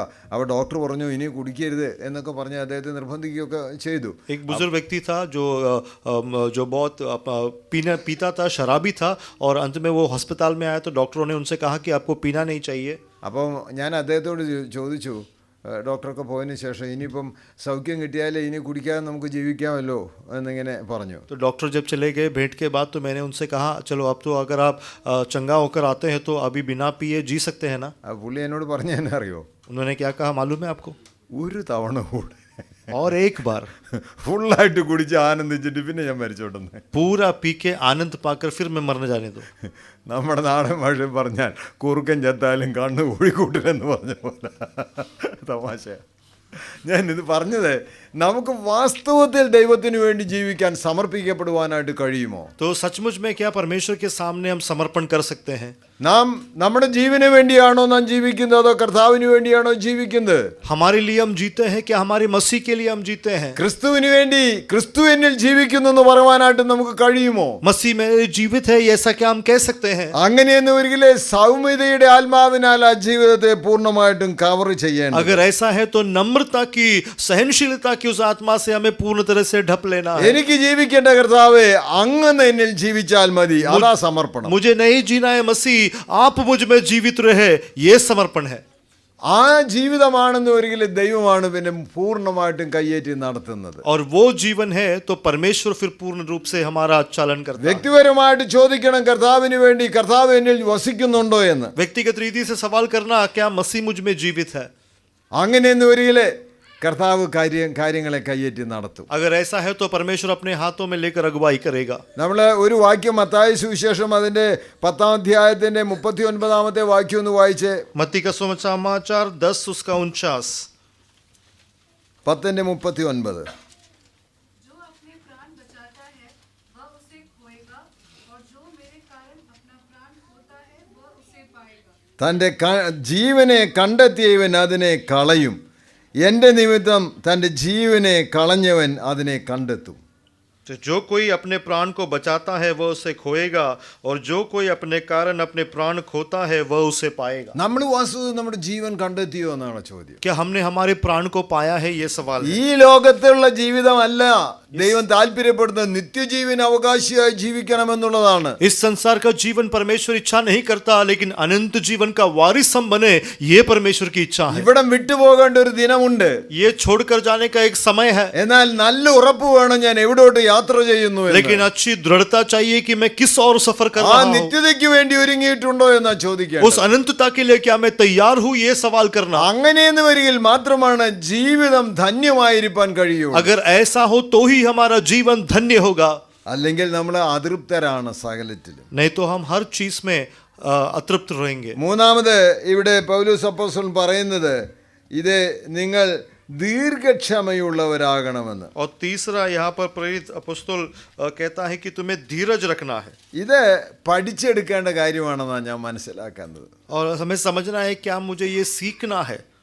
ഇതിനു വേണ്ടി ദൈവം പല ട്രെയിനിങ്ങുകളാണ് നമുക്ക് തരുന്നത്. और इसमें लिए परमेश्वर हमें बहुत से प्रशिक्षण देता है. ക്ഷമ നശിക്കാനായിട്ട് എന്തെല്ലാം ഉണ്ടെങ്കിൽ അതെല്ലാം പിശാച് നമ്മുടെ നേരെ കൊണ്ടുവരും. तो उस धीरज को नाश करने के लिए जो कुछ भी शैतान हमारे खिलाफ ला सकता है वो सब वो करेगा. അതെല്ലാം നമുക്ക് അത് ആ പരീക്ഷകളെ നേരിടാൻ എങ്ങനെ കഴിയും? और किस तरह से उस प्रलोभन या उस परीक्षा का हम सामना कर सकते हैं. പലപ്പോഴും പിശാച് ഇത് കൊണ്ടുവരുന്നത് വളരെ ലോജിക്കലും റീസണബിളുമായിട്ടായിരിക്കും കാര്യങ്ങളെ കൊണ്ടുവരുന്നത്. और कई बार शैतान जो इसे लाता है वो बहुत ही चिंतनीय विषय में या तर्क के विषय में होगा. പിശാച് കർത്താവിനോട് ചോദിച്ചത് 40 ദിവസം ഉപവസിച്ചു, എനിക്ക് വിശക്കുന്നുണ്ട്, റിയൽ അല്ലേ? तो शैतान ने यीशु मसीह से बोला 40 दिन तुमने उपवास किया, तुम्हें भूख लगता होगा, क्या ये सही नहीं है? നീ ദൈവപുത്രനല്ലേ? तू परमेश्वर का संतान है, നിനക്ക് എന്തും ചെയ്യാൻ കഴിയുമല്ലോ. तू कुछ भी कर सकता है. ഈ കല്ലിനെ അപ്പമാക്കിയിട്ട് നിന്റെ വിശപ്പടക്കിയാൽ എന്താ കുഴപ്പമില്ല? इस पत्थर को रोटी बनाएगा तो क्या समस्या है? വളരെ റീസണബിൾ ആയത്. बहुत ही सही काम है. ഞാൻ പറഞ്ഞ പിശാച് പലപ്പോഴും ഇതേപോലെയുള്ള വളരെ നമുക്ക് തെറ്റായിട്ട് തോന്നാത്ത കാര്യങ്ങളായിരിക്കും ചെയ്യുന്നത്. और कई बार शैतान इसी तरह से हमें लगता नहीं कि जो हम करते हैं वो गलत है, എന്നാൽ അതിനെ നേരിടേണ്ടത് എങ്ങനെയാ? लेकिन कैसे उसका सामना करें. Priority should go to God. हमारी प्राथमिकता परमेश्वर की ओर होना है. അതുകൊണ്ടാണ് കർത്താവ് പറഞ്ഞത് മനുഷ്യൻ അപ്പം കൊണ്ട് മാത്രമല്ല ദൈവത്തിന്റെ വായിൽ നിന്ന് വരുന്ന സകല വചനം കൊണ്ടും ജീവിക്കുന്നു എന്ന് എഴുതിയിരിക്കുന്നു. इसीलिए यीशु मसीह ने कहा, ऐसा लिखा है कि मनुष्य केवल रोटी से नहीं लेकिन परमेश्वर के मुंह से निकला हुआ हर वचन से जीवित है. നമ്മുടെ ജീവിതത്തിൽ മുഴുവൻ കാണേണ്ടത് ഈ ലോകത്തിലെ സൗകര്യങ്ങളും സുഖങ്ങളിലും അല്ല നാം ലക്ഷ്യം വെക്കേണ്ടത്. ദൈവം ഒരുക്കിയിരിക്കുന്ന നല്ല രാജ്യമുണ്ട്, അവിടേക്ക് ഞാൻ ചെല്ലണം, അതിനുവേണ്ടി ദീർഘക്ഷമയോടെ കാത്തിരിക്കുന്ന ഒരു അനുഭവം ഉണ്ടാകും. हमारा जीवन में हमारा लक्ष्य और मकसद केवल इस संसार में सब कुछ हासिल करना नहीं है, लेकिन परमेश्वर ने हमारे लिए रखा हुआ एक जगह है, वहां पहुंचना हमारा मकसद और हमारी प्राथमिकता होना है. അത് ഗ്രംബ്ലിംഗ് ഇല്ലാതെ, അതായത് പിറുവിറുപ്പില്ലാതെ അനുഭവിക്കാൻ കഴിയണം. और बिना कुड़कुड़ाए ये करना है. 4-ാം അധ്യായത്തിന്റെ 32-ാം വാക്യം എഫേസ്യ ലേഖനം അതിൽ ഇങ്ങനെയാണല്ലോ വായിക്കുന്നത്, നിങ്ങൾ തമ്മിൽ ദയയും മനസ്സലിയും ഉള്ളവരായി ദൈവം ക്രിസ്തുവിൽ നിങ്ങളോട് ക്ഷമിച്ചതുപോലെ. അപ്പോൾ എങ്ങനെയാ ദൈവം നമ്മോട് ക്ഷമിച്ചത് ക്രിസ്തുവിൽ ക്ഷമിച്ചത്? तो 4 के 32 में जैसा लिखा है, जिस तरह से परमेश्वर ने जैसे तुमसे क्षमा किया, यानी यीशु ने जैसा क्षमा किया. यीशु ने कैसे क्षमा किया?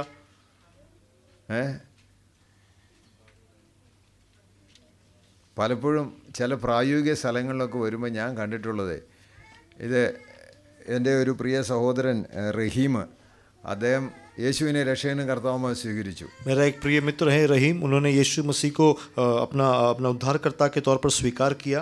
അദ്ദേഹത്തിൻ്റെ സാക്ഷിയൊക്കെ പറയുമ്പോൾ നമ്മുടെ ആളുകളെല്ലാം പ്രൈസ് ദി ലോർഡ് ഹല്ലേലൂയ അടിക്കുന്നവരാ. और उनकी गवाही जब सुनते हैं हमारे सारे लोग बहुत ही उत्साह से हल्लेलुया प्रेस लॉर्ड बोलते हैं. റഹീം മാത്രമേ ആ വീട്ടിൽ നിന്ന് രക്ഷിക്കപ്പെട്ടിട്ടുള്ളൂ. और उस घर से केवल रहीम उद्धार पाया है. അപ്പോൾ റഹീമിന് ഒരു കല്യാണാലോചന വേണം. तो रहीम के लिए अब एक शादी का एक रिश्ता चाहिए. ഞാൻ ചിത്രമൊക്കെ കാണിച്ച് വളരെ ഗംഭീരമായിട്ട് പരിചയപ്പെടുത്തും. പേര് പറയാതെ ഇങ്ങനെ പറഞ്ഞു. तो बिना नाम लिए हुए मैं उनका तस्वीर दिखाता हूँ, उनके बारे में अच्छे से उनका परिचय देता हूँ. ഒരു 10 കൊണ്ട് ഞാൻ കാണിച്ചു. 10 जगहों पर मैं गया.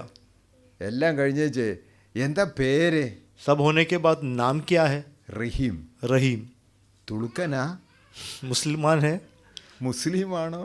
मुसलमान है. എൻ്റെ മോളെ തരൂല. मेरी बेटी नहीं दूंगा.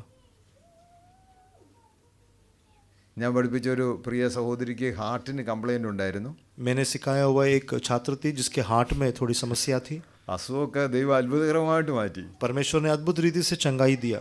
ഞാൻ ഒരാളോട് അവർക്കൊരു ചെറുക്കനെ വേണം അന്വേഷിക്കാനായിട്ട് പറഞ്ഞപ്പോൾ പുള്ളി പറഞ്ഞു, എന്നോട് പറഞ്ഞ് കാര്യം ഇതൊക്കെ ശരിയാണേലും ദൈവം സൗഖ്യമാക്കിയാലും ഹാർട്ടിന് കംപ്ലൈൻറ്റ് ഉള്ളവളല്ലേ, അത് ഞാൻ പരിചയപ്പെടുത്തൂല എന്ന്. तो मैंने एक भाई से कहा कि उसके इस लड़की के लिए एक रिश्ता ढूंढना है, शादी का समय हुआ है. तो उस व्यक्ति ने मुझसे कहा बात सही है, प्रभु ने चंगाई तो दिया है, लेकिन जिसके हार्ट में कमज़ोरी है ऐसे व्यक्ति का मैं परिचय नहीं कराऊंगा. റഹീമിനെ കല്യാണം പിന്നെ ഞങ്ങൾ ദൈവം കൃപ ചെയ്ത് അവനൊരു കല്യാണം നടന്നു. അതൊരു ഹിന്ദു മാർഗം നിന്ന് രക്ഷിക്കപ്പെട്ട ഒരാളെയാണ് പിന്നെ വിവാഹിതരായത്. और रहीम का शादी प्रभु की दया से हो गया. हिंदू जो धर्म है उसमें से प्रभु में आया हुआ एक घराने में उसकी शादी हुई. തിരുവല്ല, ചങ്ങന്നൂര്, ചങ്ങനാശ്ശേരി, കോട്ടയം ഇവിടെ ഒന്നും തപ്പി കിട്ടിയില്ല. ആലപ്പുഴയിൽ നിന്നാണ് കണ്ണൂരുള്ള റഹീമിനെ കല്യാണം നടന്നത്. तिरुवल्ला, चंगनूर, चंगनाश्शेरी इन जगहों से नहीं मिला, लेकिन कन्नूर में जो व्यक्ति है उसके लिए आलपुरा में से एक रिश्ता मिला. ഞാൻ പറഞ്ഞു വരുന്നത് कहने का പ്രായോഗിക തലത്തിൽ നമുക്ക് എങ്ങനെയാ കാണാൻ കഴിയുന്നത്? व्यवहारिक तौर पर हम कैसे देखते हैं? മറ്റുള്ളവരെ നാം എങ്ങനെയാ കാണുന്നത്? दूसरों को हम कैसे देखते हैं?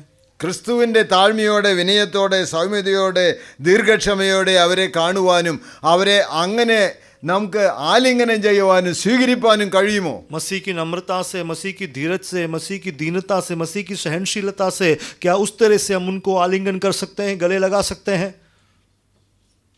എനിക്ക് കുക്കിംഗ് ഭയങ്കര ഇഷ്ടമുള്ള ആളാണ്.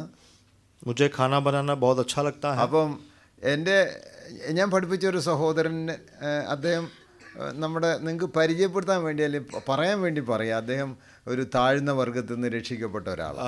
मेरा एक छात्र था जो वहाँ पर जो है वो निचले कास्ट में से वहाँ पर आया हुआ व्यक्ति था. बस कहने के लिए बोल रहा हूँ. അദ്ദേഹത്തിൻ്റെ കല്യാണത്തിന് പെണ്ണ് കാണാൻ പോയതും എല്ലാം ഞാനും ഓമനയും കൂടിയാണ് പോയി കാര്യങ്ങളെല്ലാം അറേഞ്ച് ചെയ്ത്. और उसकी शादी का विषय में भी, उनके रिश्ते के लिए भी जो कुछ करना था वो सब आपने और आपकी पत्नी ने मिलकर किया.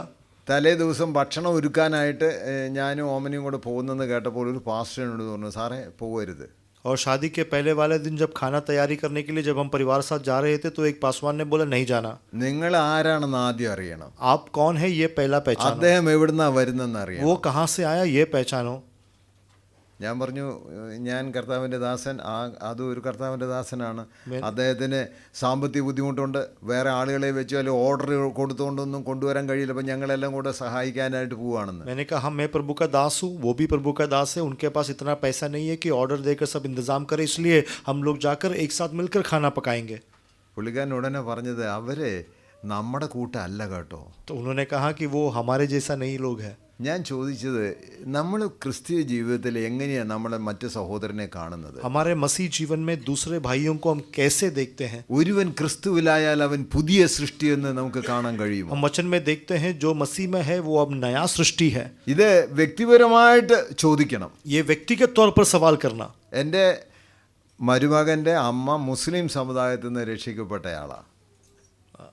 എൻ്റെ മോളുടെ ഭർത്താവിൻ്റെ അമ്മ മുസ്ലിം സമുദായത്തിൽ നിന്ന്. तो पाशा साहब के जो दामाद है उसकी जो माँ है वो मुसलमान धर्म से आई हुई व्यक्ति എന്നെ है. അറിയാവുന്ന പലരും പറയും, സാറേ ഇത് ആരോടും പറയല്ലേ കേട്ടോ. और जो मुझे पहचानते हैं वो लोग कहते हैं कि आप ये किसी को नहीं बताना. എന്നോട് ചോദിച്ചത് എന്താ കാര്യമെന്ന്. पूछा ये एक बात क्या है? അവർക്ക് വീടില്ല, उनका घर नहीं है.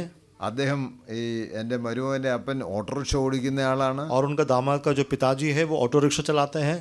ഞാൻ പറഞ്ഞു, അവർക്ക് ദൈവസ്നേഹമുണ്ട്, ദൈവഭയമുണ്ട്, ഈ രണ്ട് ക്വാളിറ്റിയെ ഞാൻ നോക്കുന്നുള്ളൂ. मैंने कहा उनके मुंह में परमेश्वर का प्रेम है और परमेश्वर का भय है, केवल ये दो गुण मैंने देखा.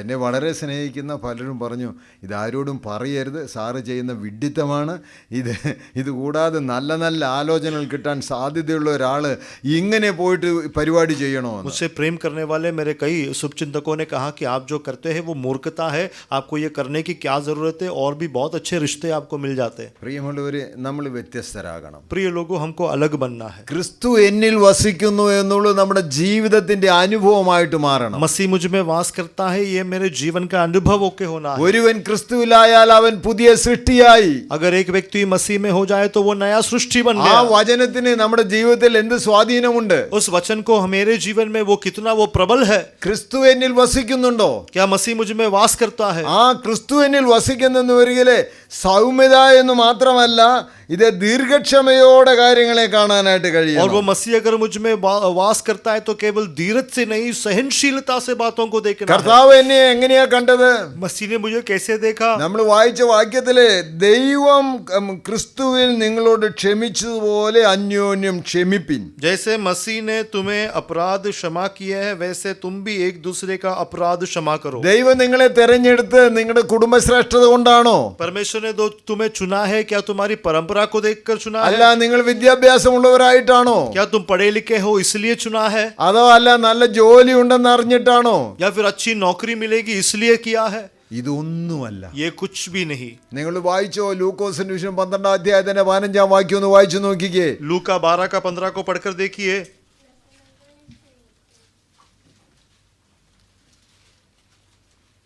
ഒരുവനെ വായിച്ചോ. അവരോട് സകല ദ്രവ്യാഗ്രഹവും ആ, സൂക്ഷിച്ചു ഒഴിഞ്ഞു സകല ദ്രവ്യാഗ്രഹവും സൂക്ഷിച്ചു ഒഴിഞ്ഞുകൊള്ളുവിൻ. ഒരുത്തിന് സമൃദ്ധി ഉണ്ടായ ഒരുത്തിന് സമൃദ്ധി ഉണ്ടായാലും അവന്റെ വസ്തുവകയല്ല അവന്റെ വസ്തുവകയല്ല അവന്റെ ജീവന് ആധാരമായിരിക്കുന്നത്. അവന്റെ ജീവനാധാരമായിരിക്കുന്നത്. എന്താണ് സംഭവം? तो वहां पर विषय क्या है? ഇതേ പണമല്ല, पैसा नहीं, വിദ്യാഭ്യാസമല്ല, पढ़ाई नहीं, ഭയങ്കര ശേഷിയുള്ളവനല്ല. या फिर सामर्थ्य होना नहीं। എന്നാൽ നേരെ തിരിച്ച് ദൈവഭയത്തിൽ ജീവിക്കുന്ന വ്യക്തിയാണോ എന്നാ ചോദിക്കേണ്ടത്. लेकिन सवाल यह है कि क्या परमेश्वर के डर भय में जीने वाला व्यक्ति है? ആരെങ്കിലും വിവാഹം കഴിക്കാത്തവരുണ്ടെങ്കിൽ ഞാൻ പറയും, പ്രിയ സഹോദരന്മാരെ, വിവാഹത്തിന് ക്രൈറ്റീരിയ എന്ന് പറഞ്ഞ ഇതൊന്നുമല്ല. പണമല്ല, പ്രശസ്തിയല്ല, ഭംഗിയല്ല, ഒന്നുമല്ല. शादी करने के लिए अगर कोई है तो मैं उनसे अक्सर कहता हूं कि भाई, शादी करने का जो क्राइटेरिया है या जो गुण है, योग्यता है, ये धन या महिमा, ये कुछ नहीं है। എൻ്റെ പ്രിയ സഹോദരൻ, ഞാൻ പഠിപ്പിച്ച സഹോദരനാണ് രാജു, നിലമ്പൂക്കാരനാണ്. അദ്ദേഹത്തിന് നല്ല ആലോചന ഷിമുകയെന്ന് വന്ന് എന്നിട്ട് കല്യാണം നടന്നു. ഈ രാജു എപ്പോഴും എന്നെ കാണുമ്പോൾ ചോദിക്കും, സാറേ ഞാൻ ഹാൻസം അല്ലേ? मेरे एक सिखाया हुआ व्यक्ति है जो राजू है, उनके लिए शिमोगा से एक अच्छा रिश्ता आया, शादी किया। जब मुझे मिलते हैं तो हमेशा पूछते हैं मैं अच्छा दिखता हूँ ना? ഭാര്യയുടെ പേര് ഡോളി എന്നാ. पत्नी का नाम डॉली है। ഭംഗിയല്ലേ? अच्छा है ना? ഡോളി ഇദ്ദേഹമായിട്ട് കല്യാണം കഴിഞ്ഞു ഒരാഴ്ച കഴിഞ്ഞില്ല, അപ്പോഴേക്ക് ഇവർക്ക് ഈ ഡോളിക്ക് ഏതാണ്ട് പനി. और डॉली और इसका जो शादी हो गया 1 हफ्ता नहीं हुआ, तब तक डॉली को क्या होगा, कुछ बीमारी हुआ। അപ്പോഴേ പരിശോധിക്കാൻ കൊണ്ടുപോയപ്പോൾ ഡോക്ടർ പറഞ്ഞു, നേരെ മലപ്പുറത്ത്, അതായത് പെരിന്തൽമണ്ണ മൗലാന ഹോസ്പിറ്റലിൽ കൊണ്ടുപോകണം. और चेकअप करने गया तो डॉक्टर ने बोला सीधा मौलाना हॉस्पिटल में ले जाना। അവിടെ നോക്കി അവർ പരിശോധിച്ച് പറഞ്ഞു ഇവർക്ക് ക്യാൻസർ ആണെന്ന്. वहाँ पर चेक किया, बोला इनको कैंसर है। ഡോളി പറഞ്ഞു, നിങ്ങൾക്ക് ഇനിയും ഭാവിയുണ്ട്, നിങ്ങൾ നല്ല ഭംഗിയുള്ള ആളാണ്. डोली ने कहा तुम खूबसूरत हो, तुम्हारे लिए अब आगे भविष्य है। ഞാൻ മരിച്ചോളാം, मैं मर जाऊंगी, ഞാൻ ഏതെങ്കിലും മരുന്ന് വാങ്ങിച്ച് കഴിച്ച് ഞാൻ മരിക്കാമെന്ന്. कोई दवाई खाकर मैं मर जाती हूँ। രാജു എന്താ പറഞ്ഞെന്നറിയാമോ? राजू ने क्या कहा पता है? ഡോളി, ഞാൻ നിന്റെ കരം പിടിച്ച് നിന്നോട് പറഞ്ഞത്, മരണം നമ്മെ വേർപിരിക്കും വരെ സങ്കടത്തിലും സന്തോഷത്തിലും ഞാൻ നിന്നോട് കൂടിയിരുന്ന് നല്ല ഭർത്താവിൻ്റെ എല്ലാ ചുമതല നിർവഹിക്കാമെന്ന്. നീ അതുകൊണ്ട് ഭാരപ്പെടേണ്ട. डोली, ഒരുമിച്ച് ജീവിക്കാം. मैंने तुम्हारा हाथ पकड़ के ये वायदा किया है कि दुख में सुख में हर जीवन की परिस्थिति में एक अच्छा पति होने का मैं जिम्मा निभाऊंगा, इसलिए तुझे डरने की बात नहीं है। രാജുവിൻ്റെ വീട്ടുകാർ പറഞ്ഞു, എടാ ഈ പെണ്ണിനെയും കൊണ്ട് പോയിക്കോ, ഇവിടെ വേണ്ടാന്ന്. राजू के घर वालों ने बोला इस लड़की को लेके चले जाओ, यहाँ नहीं रुकना। രാജു ദൈവസേനയിൽ കരയാൻ തുടങ്ങി. राजू परमेश्वर के सामने रोने लगा, കർത്താവ് എന്താണ് വേണ്ടത്? मसीह क्या करना है, എങ്ങനെ ഞങ്ങൾ മുന്നോട്ട് നീങ്ങും? कैसे हम आगे बढ़ेंगे। ക്യാൻസർ വല്ലാതെ ബാധിച്ചു. അവരെ മുടി ഇങ്ങനെ ഒന്ന് ചീവി കഴിഞ്ഞാൽ അത് മുഴുവൻ കയ്യെ പോരും. कैंसर इतना बढ़ गया कि अगर उनके बालों में हाथ फेर ले तो बालों का गुच्छा निकल आता है മുഖം ഒക്കെ വളരെ വികൃതമായി. और मुंह बहुत खराब हो गया। എന്നാൽ ദൈവം ഇറങ്ങി അത്ഭുത പ്രവൃത്തി നടന്നു. लेकिन परमेश्वर उतरा और वहाँ अद्भुत हुआ। ഇപ്പോഴും നിങ്ങൾ ബാംഗ്ലൂർ ആടുകൂടി ഭാഗത്ത് അവരിപ്പോഴും പ്രവർത്തിക്കുന്നു. आज भी बेंगलुरु में आड़गुड़ी नामक जगह में सेवकाई करते हैं। ഇവർക്ക് പിന്നെ യൂട്രസിലോട്ട് ക്യാൻസറായി. उसके बाद उनके यूट्रस में कैंसर हुआ. രക്ഷയില്ല. ഡോക്ടേഴ്സ് പറഞ്ഞു നിങ്ങൾക്ക് ഒരു കുഞ്ഞുണ്ടാകില്ല. डॉक्टर्स ने कहा तुम्हारे लिए बच्चा नहीं होगा. അതെല്ലാം ഡോക്ടർമാരാ പറഞ്ഞത്. ये सब डॉक्टर लोगों ने कहा. ദൈവം അവർക്ക് ഒരു കുഞ്ഞിനെ കൊടുത്തു. परमेश्वर ने उनको एक बच्चा दिया റിജോയ്സ് എന്നാണ് അവളുടെ പേര്. और उसका नाम रिजॉइस रखा है. ഇന്ന് നല്ല മിടുക്കിയായിട്ട് അവളൊരു ഡോക്ടറായിട്ടാണ് ജോലി ചെയ്യുന്നത്. और आज एक डॉक्टर के तौर पर वो काम करती है. ഇന്നും ഡോളിയും രാജുവും റിജോയ്സും ഒക്കെ സന്തോഷമായിട്ട് ജീവിക്കുന്നു. डॉली, राजू और रिजॉइस आज भी आनंदित होकर जीते हैं. അവരുടെ ജീവിതം കണ്ടിട്ടാണ് പലരും കർത്താവിനെ അനുഗമിപ്പാൻ വന്നത്. उनका जीवन देखकर कई लोग मसीह के पीछे हो लिए. ഞാൻ പറയട്ടെ, നമ്മുടെ ജീവിതത്തിൽ നമ്മൾ ലക്ഷ്യം വെക്കേണ്ടത് എനിക്ക് കർത്താവിനോട് ചേർന്ന് ജീവിക്കണം. मैं कहता हूँ हमारे जीवन में जो हमको मकसद रखना है वो ये है कि मेरे जीवन में मुझे मसीह के साथ जीना है. ദൈവം എന്നോട് എങ്ങനെയാണ് ഇടപെട്ടത് അതുപോലെ തന്നെ മറ്റുള്ളവരോട് ഇടപെടുവാൻ ഞാൻ ബാധ്യസ്ഥനാണ്. परमेश्वर ने जिस तरह से मुझसे बर्ताव किया उसी तरह से दूसरों के प्रति बर्ताव करने के लिए मैं कर्जदार हूँ. ക്രിസ്തു എന്നിൽ വസിക്കുന്നു. मसीह मुझ में जीवित है. ക്രിസ്തു എന്നിൽ വസിക്കുന്നതുകൊണ്ട് എനിക്ക് യാതൊന്നിനെ കുറിച്ചും ഭാരമില്ല. കാരണം കർത്താവാണ് എൻ്റെ ജീവിതത്തെ നയിക്കുന്നത്. और क्योंकि मसीह मुझ में जीवित है और वास करता है, किसी भी विषय का मुझे चिंता नहीं है, क्योंकि मसीह मेरा संचालन करता है. അതുകൊണ്ടാണ് ഈ 4-ാം വാക്യത്തിന്റെ ഇതിന്റെ അവസാനത്തിലെ അതിന്റെ 3-ാം വാക്യത്തിലെ എഫേസ്യർ 4:3 ദീർഘക്ഷമയോടെ കൂടെ നടക്കുകയും സ്നേഹത്തിൽ അന്യോന്യം പൊറുക്കുകയും ആത്മാവിന്റെ ഐക്യത സമാധാന ബന്ധത്തിൽ കാഴ്പാൻ ശ്രമിക്കുകയും ചെയ്യുവിൻ. मेल और बंधन की आत्मा में एकता रखने का यत्न करो. എങ്ങനെയാണ് ലിവിങ് ഇൻ ഫോർബിയറൻസ്, മറ്റുള്ളവരോട് ക്ഷമിച്ചുകൊണ്ട് സ്നേഹത്തിൽ നടക്കാൻ കഴിയുന്നത്? एक दूसरे को क्षमा करते हुए, एक दूसरे को सहते हुए कैसे हम आगे बढ़ सकते നമ്മുടെ हैं? ജീവിതത്തിലെ ദൈവത്തിന്റെ കൃപ അനുഭവിക്കുന്നവരിലെ അത് മറ്റുള്ളവരുമായിട്ടും പങ്കിടുവാൻ നാം ബാധ്യസ്ഥരാണ്. हमारे जीवन में परमेश्वर का अनुग्रह का अनुभव किया तो दूसरों के साथ बांटना भी, उसके लिए भी हम कर्जदार है. എൻ്റെ ജീവിതത്തിലെ ദൈവം ചെയ്ത കരുണയും ദൈവം ചെയ്ത സ്നേഹവും മറ്റുള്ളവരോട് എങ്ങനെയാ ഞാൻ പങ്കുവെക്കേണ്ടത്? परमेश्वर ने मुझे दिखाया हुआ प्रेम, परमेश्वर ने दिया हुआ अनुग्रह किस तरह से मैं दूसरों के साथ बांट सकता हूँ? ക്രിസ്തു എന്നിൽ ജീവിക്കണം. मसीह मुझ में जीवित रहना है. ക്രിസ്തു എന്നിൽ ജീവിക്കുമ്പോഴാണ് ഇത് നടക്കാനായിട്ട് പോകുന്നത്. जब मसीह मुझ में जीवित रहेगा तब ये संभव होगा. കുന്നംകുളത്ത് വന്ന് പ്രവർത്തിച്ച ഒരു കർത്താവിന്റെ ദാസനാണ് വി നാഗൽ എന്ന ജർമ്മൻകാരൻ. कुन्नमंगलम में आकर सेवकाई किया हुआ एक परमेश्वर का दास था V Nagel. V Nagel V Nagel 1867 മുതൽ 1921 വരെയാണ് അദ്ദേഹം ജീവിച്ചത്. 16वीं सदी में वो जीवित रहे. അദ്ദേഹം ഒരുപാട് പാട്ടുകൾ എഴുതി. बहुत गीत लिखा. ഇത് ജർമ്മൻകാരൻ മലയാളം പഠിച്ച് മലയാള പാട്ട് എഴുതുന്നത്. अभी जर्मन व्यक्ति है, मलयालम सीखकर मलयालम में गीतों को लिखा. നമ്മൾ പലപ്പോഴും പാടുന്ന പല പാട്ടുകളും നാഗൽ സാഹിബിന്റെ പാട്ടുകളാണ്. कई बार जो हमने गीत गाया वो ये नागल भाई ने लिखा हुआ गीत है. നമ്മളെ കർത്തൃമേശയോട് അടുപ്പിക്ക് പാടുന്ന ഒരു പാട്ടുണ്ട്, ദൈവത്തിൻ്റെ ഏകപൗത്രൻ പാപികളെ, അത് നാഗൽ സാഹിബ് എഴുതിയതാ. और ये गीत जो हम लोग अक्सर प्रभुभोज के समय पे गाते हैं वो ये नागल साहिब ने लिखा है. ഒരു കാലത്ത് വളരെ ഫേമസ് ആയിട്ട് മറ്റൊരു പാട്ടുണ്ട്, ജയം ജയം കൊള്ളുന്ന ജയം കൊള്ളുന്ന, ഭയങ്കര സ്വാധീനം ചെലുത്തിയ ഒരാളാണ്. और इस तरह से बहुत लोगों को प्रभावित किया हुआ व्यक्ति है. അദ്ദേഹം കുന്നംകുളത്ത് വന്നപ്പോൾ അദ്ദേഹത്തെ സ്വീകരിക്കാനായിട്ട് നമ്മുടെ സുറിയാനി ക്രിസ്ത്യാനി എന്ന് പറയുന്നത് ആരും ഇല്ലായിരുന്നു. और वहाँ पर जब वो आए तो उनका स्वागत करने के लिए सीरियन ईसाई होने वाला कोई व्यक्ति नहीं था. കുറെ പാവങ്ങൾ അദ്ദേഹത്തിൻ്റെ കൂടെ കൂടി. बहुत गरीब लोग उनके साथ मिले. ഒരു ദിവസം അദ്ദേഹത്തിൻ്റെ ആരാധനയ്ക്ക് വരുന്ന ഒരാൾ ഒരു ഹൈകാസ്റ്റിൻ്റെ വഴി കൂടെ നടന്നു പറഞ്ഞ് അവരടിച്ചു. एक दिन उनके साथ आराधना करने के लिए जो एक व्यक्ति आया वो किसी ऊंचे जात के व्यक्ति के वहाँ से गुजरा, ये बोलकर उसको मारा. അദ്ദേഹം ഇദ്ദേഹത്തിൻ്റെ സഹോദരനെ ആയിട്ട് ഈ അടിച്ച വീട്ടിലോട്ട് ചെന്നു. और उस भाई को लेकर जिसने मारा उनके घर में गया. സായിപ്പ് വരുന്നു എന്ന് കേട്ടപ്പോൾ ഈ വീട്ടുകാർ വിചാരിച്ചു വല്ല അന്ന് ബ്രിട്ടീഷ് ഭരണമാണ്, എന്തെങ്കിലും പ്രശ്നം ഉണ്ടാക്കാനായിട്ട് വരികയാണെന്ന് വെച്ച് പേടിച്ച് വരച്ച് നിൽക്കുക. और जब गोरा आया तो उस समय में क्योंकि ब्रिटिश का राज्य था उन्होंने सोचा कोई समस्या होगा इसलिए अब डर कर खड़े हैं. നാഗൽ സാഹിബ് ഇദ്ദേഹത്തെ കെട്ടിപ്പിടിച്ച് വെച്ച് പറഞ്ഞു, ഇത് ദൈവമകനാ. और उसने उसका आलिंगन किया, गले लगाकर कहा ये परमेश्वर का संतान है. ഇവനെ തൊട്ടാൽ ദൈവം നിന്നെ തൊടും. इसको तू छुएगा तो परमेश्वर तुझे छुएगा. ശക്തമായിട്ട് ദൈവവചനം അദ്ദേഹത്തോട് പറഞ്ഞു. और सामर्थ्य से, अधिकार से परमेश्वर का वचन बोला. ഭൂമി അതിന്റെ പൂർണ്ണതയും യഹോവയ്ക്കുള്ളതാ. संसार और उसमें जो कुछ भी है वो परमेश्वर का है. അവൻ ഈ വഴിയിലൂടെയും നടക്കും, എല്ലാ വഴിയിലൂടെയും നടക്കും. എനിക്ക് തൊടാൻ അനുവാദമില്ല, ഇവൻ ദൈവവിധലാണ്. वो इस मार्ग से भी चलेगा, उस मार्ग से भी चलेगा, वो कहीं से भी चलेगा, उसे छूने की अधिकार तुम्हें नहीं है. എന്റെ ദൈവവും അവന്റെ ദൈവം ഒന്നാണെന്ന് പറഞ്ഞ് അദ്ദേഹത്തിന്റെ മുന്നിൽ വെച്ച് ഇവൻ ചുമ്മനം കൊടുത്തു. मेरा परमेश्वर इसका परमेश्वर एक है ऐसा कह के गले लगाकर उसको चुम्बन दिया. ഈ ഹൈകാസ്റ്റ് മാൻ കിടന്ന് വിറച്ചുപോയി. और ये जो ऊंच जाति का व्यक्ति था वो वहाँ पर कांपने लगा അദ്ദേഹത്തോട് പറഞ്ഞു, നിനക്കും ഈ ദൈവപൈതലായിട്ട് തീരാനായിട്ട് കഴിയും. और उसने कहा तू भी इस परमेश्वर का संतान हो सकता है. പ്രിയമുള്ളവരെ, നാം എങ്ങനെയാണ് നമ്മുടെ ഈ ഈ ഈ ഈ സ്നേഹബന്ധം മറ്റുള്ളവരിലോട് പകർത്തി കാണിക്കാനായിട്ട് താല്പര്യപ്പെടുന്നത്? प्रिय लोगों, हमारा इस प्रेम का बंधन किस तरह से हम दूसरों को बांटना और बताना चाहते हैं. യേശു കർത്താവ് ഈ ഭൂമുഖത്തേക്ക് വന്നത് ആരായിട്ടാ? यीशु मसीह इस संसार में कैसा आया? ആരെ അന്വേഷിച്ചാ വന്നേ? किसकी खोज में आया? നമ്മുടെ കഴിവുകൊണ്ടാണോ നമ്മെ സ്നേഹിച്ചത്? क्या हमारी किसी हुनर के वजह से हमसे प्रेम किया? നാം ബലഹീനരായിരുന്നു, हम निर्बल थे, അഭക്തരായിരുന്നു, अभक्त थे, പാപികളായിരുന്നു, पापी थे, ശത്രുക്കളായിരുന്നു. बैरी थे. അത്രയും ടൈപ്പിനെയാണ് ദൈവം സ്നേഹിച്ചത്. और ऐसे लोगों को यीशु ने प्रेम किया. ആ കർത്താവാണ് നമുക്ക് വേണ്ടി കാൽവരി ക്രൂശിൽ മരിച്ചത്. वो मसीह हमारे लिए कालवरी के सलीब पर मरा. അത് ആർക്ക് വേണ്ടിയാ മരിച്ചത്? किस लिए मरा?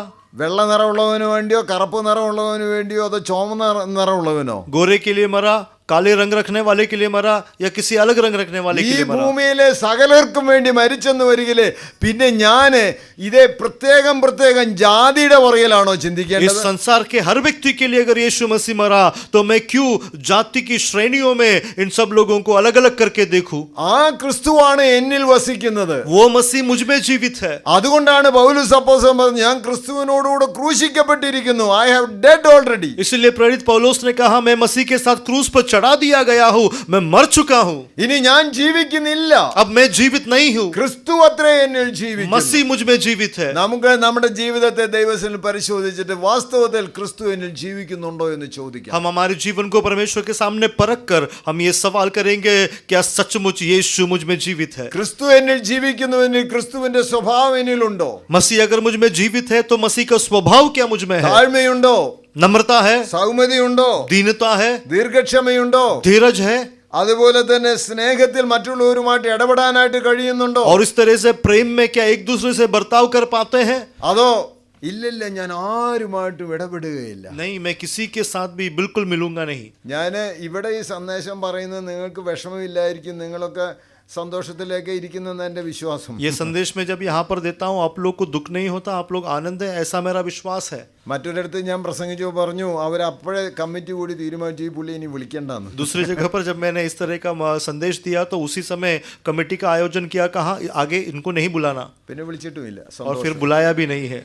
मैं खुश. വചനം പറഞ്ഞതിന്റെ പേരിലല്ലേ, കുഴപ്പമില്ല. वचन कहने के नाम पर है ना, कोई बात नहीं. ഞാൻ പറഞ്ഞു വരുന്നത് ഈ വചനം ജീവിതത്തിൽ സ്വാധീനിക്കുന്നുണ്ടോ എന്നാ ചോദിക്കേണ്ടത്. कहने का तात्पर्य ये वचन क्या हमारे जीवन में प्रभावित करता है? അല്ല എന്ന് വരികിലേ നമ്മൾ ഈ വചനം കൊണ്ട് നടക്കുന്നു, ഇതുമായിട്ട് യാതൊരു ബന്ധമില്ലാത്ത ജീവിതം നയിക്കുന്നു. नहीं तो हम इस वचन को लेकर चलते जरूर है, लेकिन वचन के साथ कोई रिश्ता नहीं, ऐसा हमारा जीवन है. ക്രിസ്തു എന്നിൽ വസിക്കണം. मसीह मुझ में वास करना ക്രിസ്തു है, വസിക്കുന്നവരിൽ ക്രിസ്തുവിന്റെ സ്വഭാവം നമ്മൾ ഉണ്ടാകണം. और मसीह अगर वास करता है तो मसीह का स्वभाव आदत मुझ में होना है.